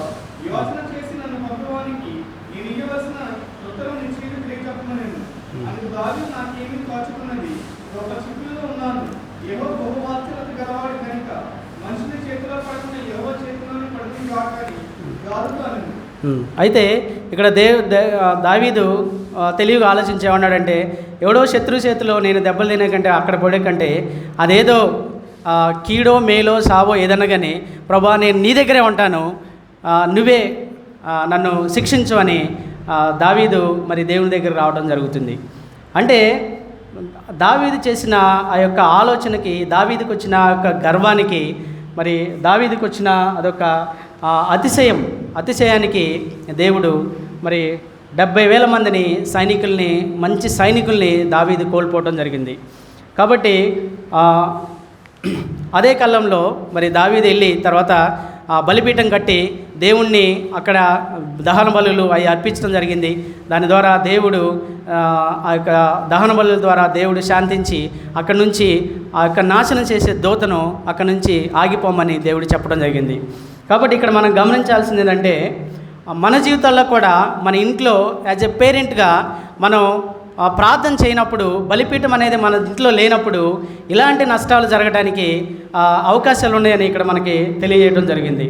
కాబట్టి మరి ఇంకా మనం ఫైనల్ కన్క్లూజన్కి వస్తే మరి ఈ 4 చూసుకుంటే మనకి ఫస్ట్ ఎలాంటి నష్టం లేదు. ఫస్ట్ దావీదు తప్పు చేసినప్పుడు, రెండోసారి చేసినప్పుడు మరి ఒకరు చనిపోయారు, మూడోసారి చేసినప్పుడు 2 చనిపోయారు, 4వసారి చేసినప్పుడు 70,000 మంది చనిపోవడం జరిగింది. అయినా దావీదు చేసినవన్నీ కూడా మరి దేవుడు క్షమించడం జరిగింది, రికవర్ చేసుకోవడం జరిగింది. ఫస్ట్లో మరి పోయిన దాన్ని మొత్తాన్ని రికవర్ చేసుకున్నాడు. అది సెకండ్ దానికి వచ్చేలకే మరి సెకండ్లో మరి దావీదు చేసిన తప్పుకి దేవుడు క్షమించాడు.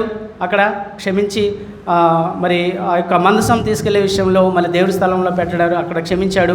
మూడోది చూసుకుంటే మరి దావీదు పాపం చేసినప్పటికీ బత్షెబా నుంచి పుట్టిన 2వ కుమారుణ్ణి మరి రాజుగా చేయటం జరుగుతుంది. యాక్చువల్గా అయితే దావీదు పెద్ద కుమారుడు రాజు అవ్వాలి. అలాంటిది మరి అక్కడ సొలొమోన్ని రాజుగా దేవుడు అక్కడ అభిషేకిస్తాడు, దేవుడు నిర్ణయిస్తాడు. అంటే దీనికి నిదర్శనం ఏంటంటే, దావీదు చేసిన పాపాన్ని నేను క్షమించాను అంటానికి అదొక నిదర్శనము.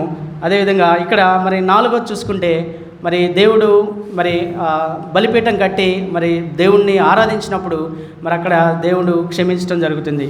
కాబట్టి ఈ 4 మనం ఒకసారి గమనిస్తే మరి ఎలాంటి కోల్పోయే సంఘటన మనలో ఉంది అనేది మన అంతరంగాల్లోకి వెళ్ళి ఒకసారి జ్ఞాపకం చేసుకోవాలి. మనల్ని మనం సెల్ఫ్ ఎగ్జామిన్ చేసుకోవాలి. పడిపోవటానికి కావలసిన మచ్చ నాలో ఎలాంటిదైనా ఉందా అని మనం గమనించి మరి ఆ విషయంలో, కోల్పోయే విషయంలో మరి జాగ్రత్త పడదాము. ఎందుకంటే దేవుడు ఆయన ప్రేమమయుడు, దయామయుడు. ఆయన మనల్ని నిత్యము మన కొరకు ఆలోచించేవాడై ఉన్నాడు. ఫైనల్గా ఏంటంటే మనము ఆయనకి కావాలి. ద అల్టిమేట్ గోల్ ఈజ్ మనం ఆయనకు కావాలి. మనం ఆయనకు కావాలి అని మనల్ని ఆయన రక్షించుకున్నాడు. రక్షణ పొందిన మనము నిత్యము ఆయన స్తుతించే వారిలాగా, ఆయన వాక్యానుసారంగా జీవించే వారిలాగా ఉండాలని ఆయన కోరుకుంటున్నాడు. ఎందుకంటే మనం అంటే ఆయనకు చాలా ఇష్టం. అలాంటి దేవుడు మరి మన జీవితాలు ఎలా ఉన్నాయి? ఆయనకి విరోధకరమైన కార్యాలు చేసేవాళ్ళగా ఉన్నామా? మనం ఒకసారి జ్ఞాపకం చేసుకొని మరి ఆయన చిత్తాన్ని, ప్రతి విషయంలో ఆయన చిత్తాన్ని మనం అంగీకరించి ఆయన చిత్తాన్ని మనం కనిపెట్టి దానిలో మనం నడిచేవారిలాగా ఉండాలి.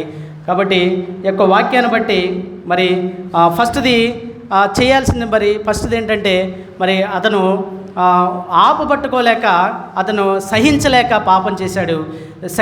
సెకండ్లోకి వచ్చేకి ఆయన చేయాల్సింది మంచి పద్ధతిలో చేయలేదు. అక్కడ చేయాల్సిన ప్రొసీజరు, పద్ధతి రెండు కూడా అక్కడ దేవునికి విరోధకంగా ఉన్నాయి. మూడోది వచ్చేసి మనం చేయాల్సింది చేయనప్పుడు చేయకూడనిది తప్పనిసరిగా చేస్తాము అని అటు చెబుతున్నాం. కాబట్టి మనం చేయాల్సిన దాని కొరకు మనం ఆలోచిద్దాము. మరి నాలుగోది వచ్చేసరికి మరి దేవుని యొక్క బలిపీఠం మన ప్రతి ఇంట్లో కూడా ఉండాలి. మనం ప్రార్థించేవారుగా ఉండాలి. మన పిల్లలు మరి దేవునిలో ఎదగాలి అంటే మన ప్రార్థనలే ఉంటాయి. మనం ప్రార్థించేవారుగా ఉండాలి. ఒక్కోసారి మనం ప్రార్థించేవారుగా ఉండగా మనం చేసిన తప్పులకి మరి మన కుటుంబంలో శాపాన్ని అనుభవించాల్సి వస్తుంది. మన తల్లిదండ్రులుగా మనం ఒక తప్పు చేస్తే అది శాపము మన పిల్లల మీదకే వస్తుంది. కాబట్టి మనం ప్రార్థించే తల్లిదండ్రులుగా మనం ఉండాలి. మన పిల్లల్ని దేవుని యొక్క అడుగుజాలలో నడిపేవారిలాగా ఉండాలని మనకి వాక్యం చెబుతుంది. కాబట్టి అలాంటి జీవితం మనం జీవించాలని మరి దేవుడు కోరుకుంటున్నారు. కాబట్టి ఇన్న వాక్యాన్ని ప్రకారము మనం ఆలోచిద్దాము. మనలో ఉన్న ప్రతి మచ్చను మనం తీసివేసి మరి దేవుడికి ఇష్టకరమైన జీవితాన్ని జీవించే వారిలాగా ఉండాలని దేవుడు కోరుకుంటున్నారు. కాబట్టి ఆ విధంగా మనం దేవునిలో ఇష్టకరంగా మనం జీవిద్దాము. ఒక వాక్యం దేవుడు దీవించును గాక.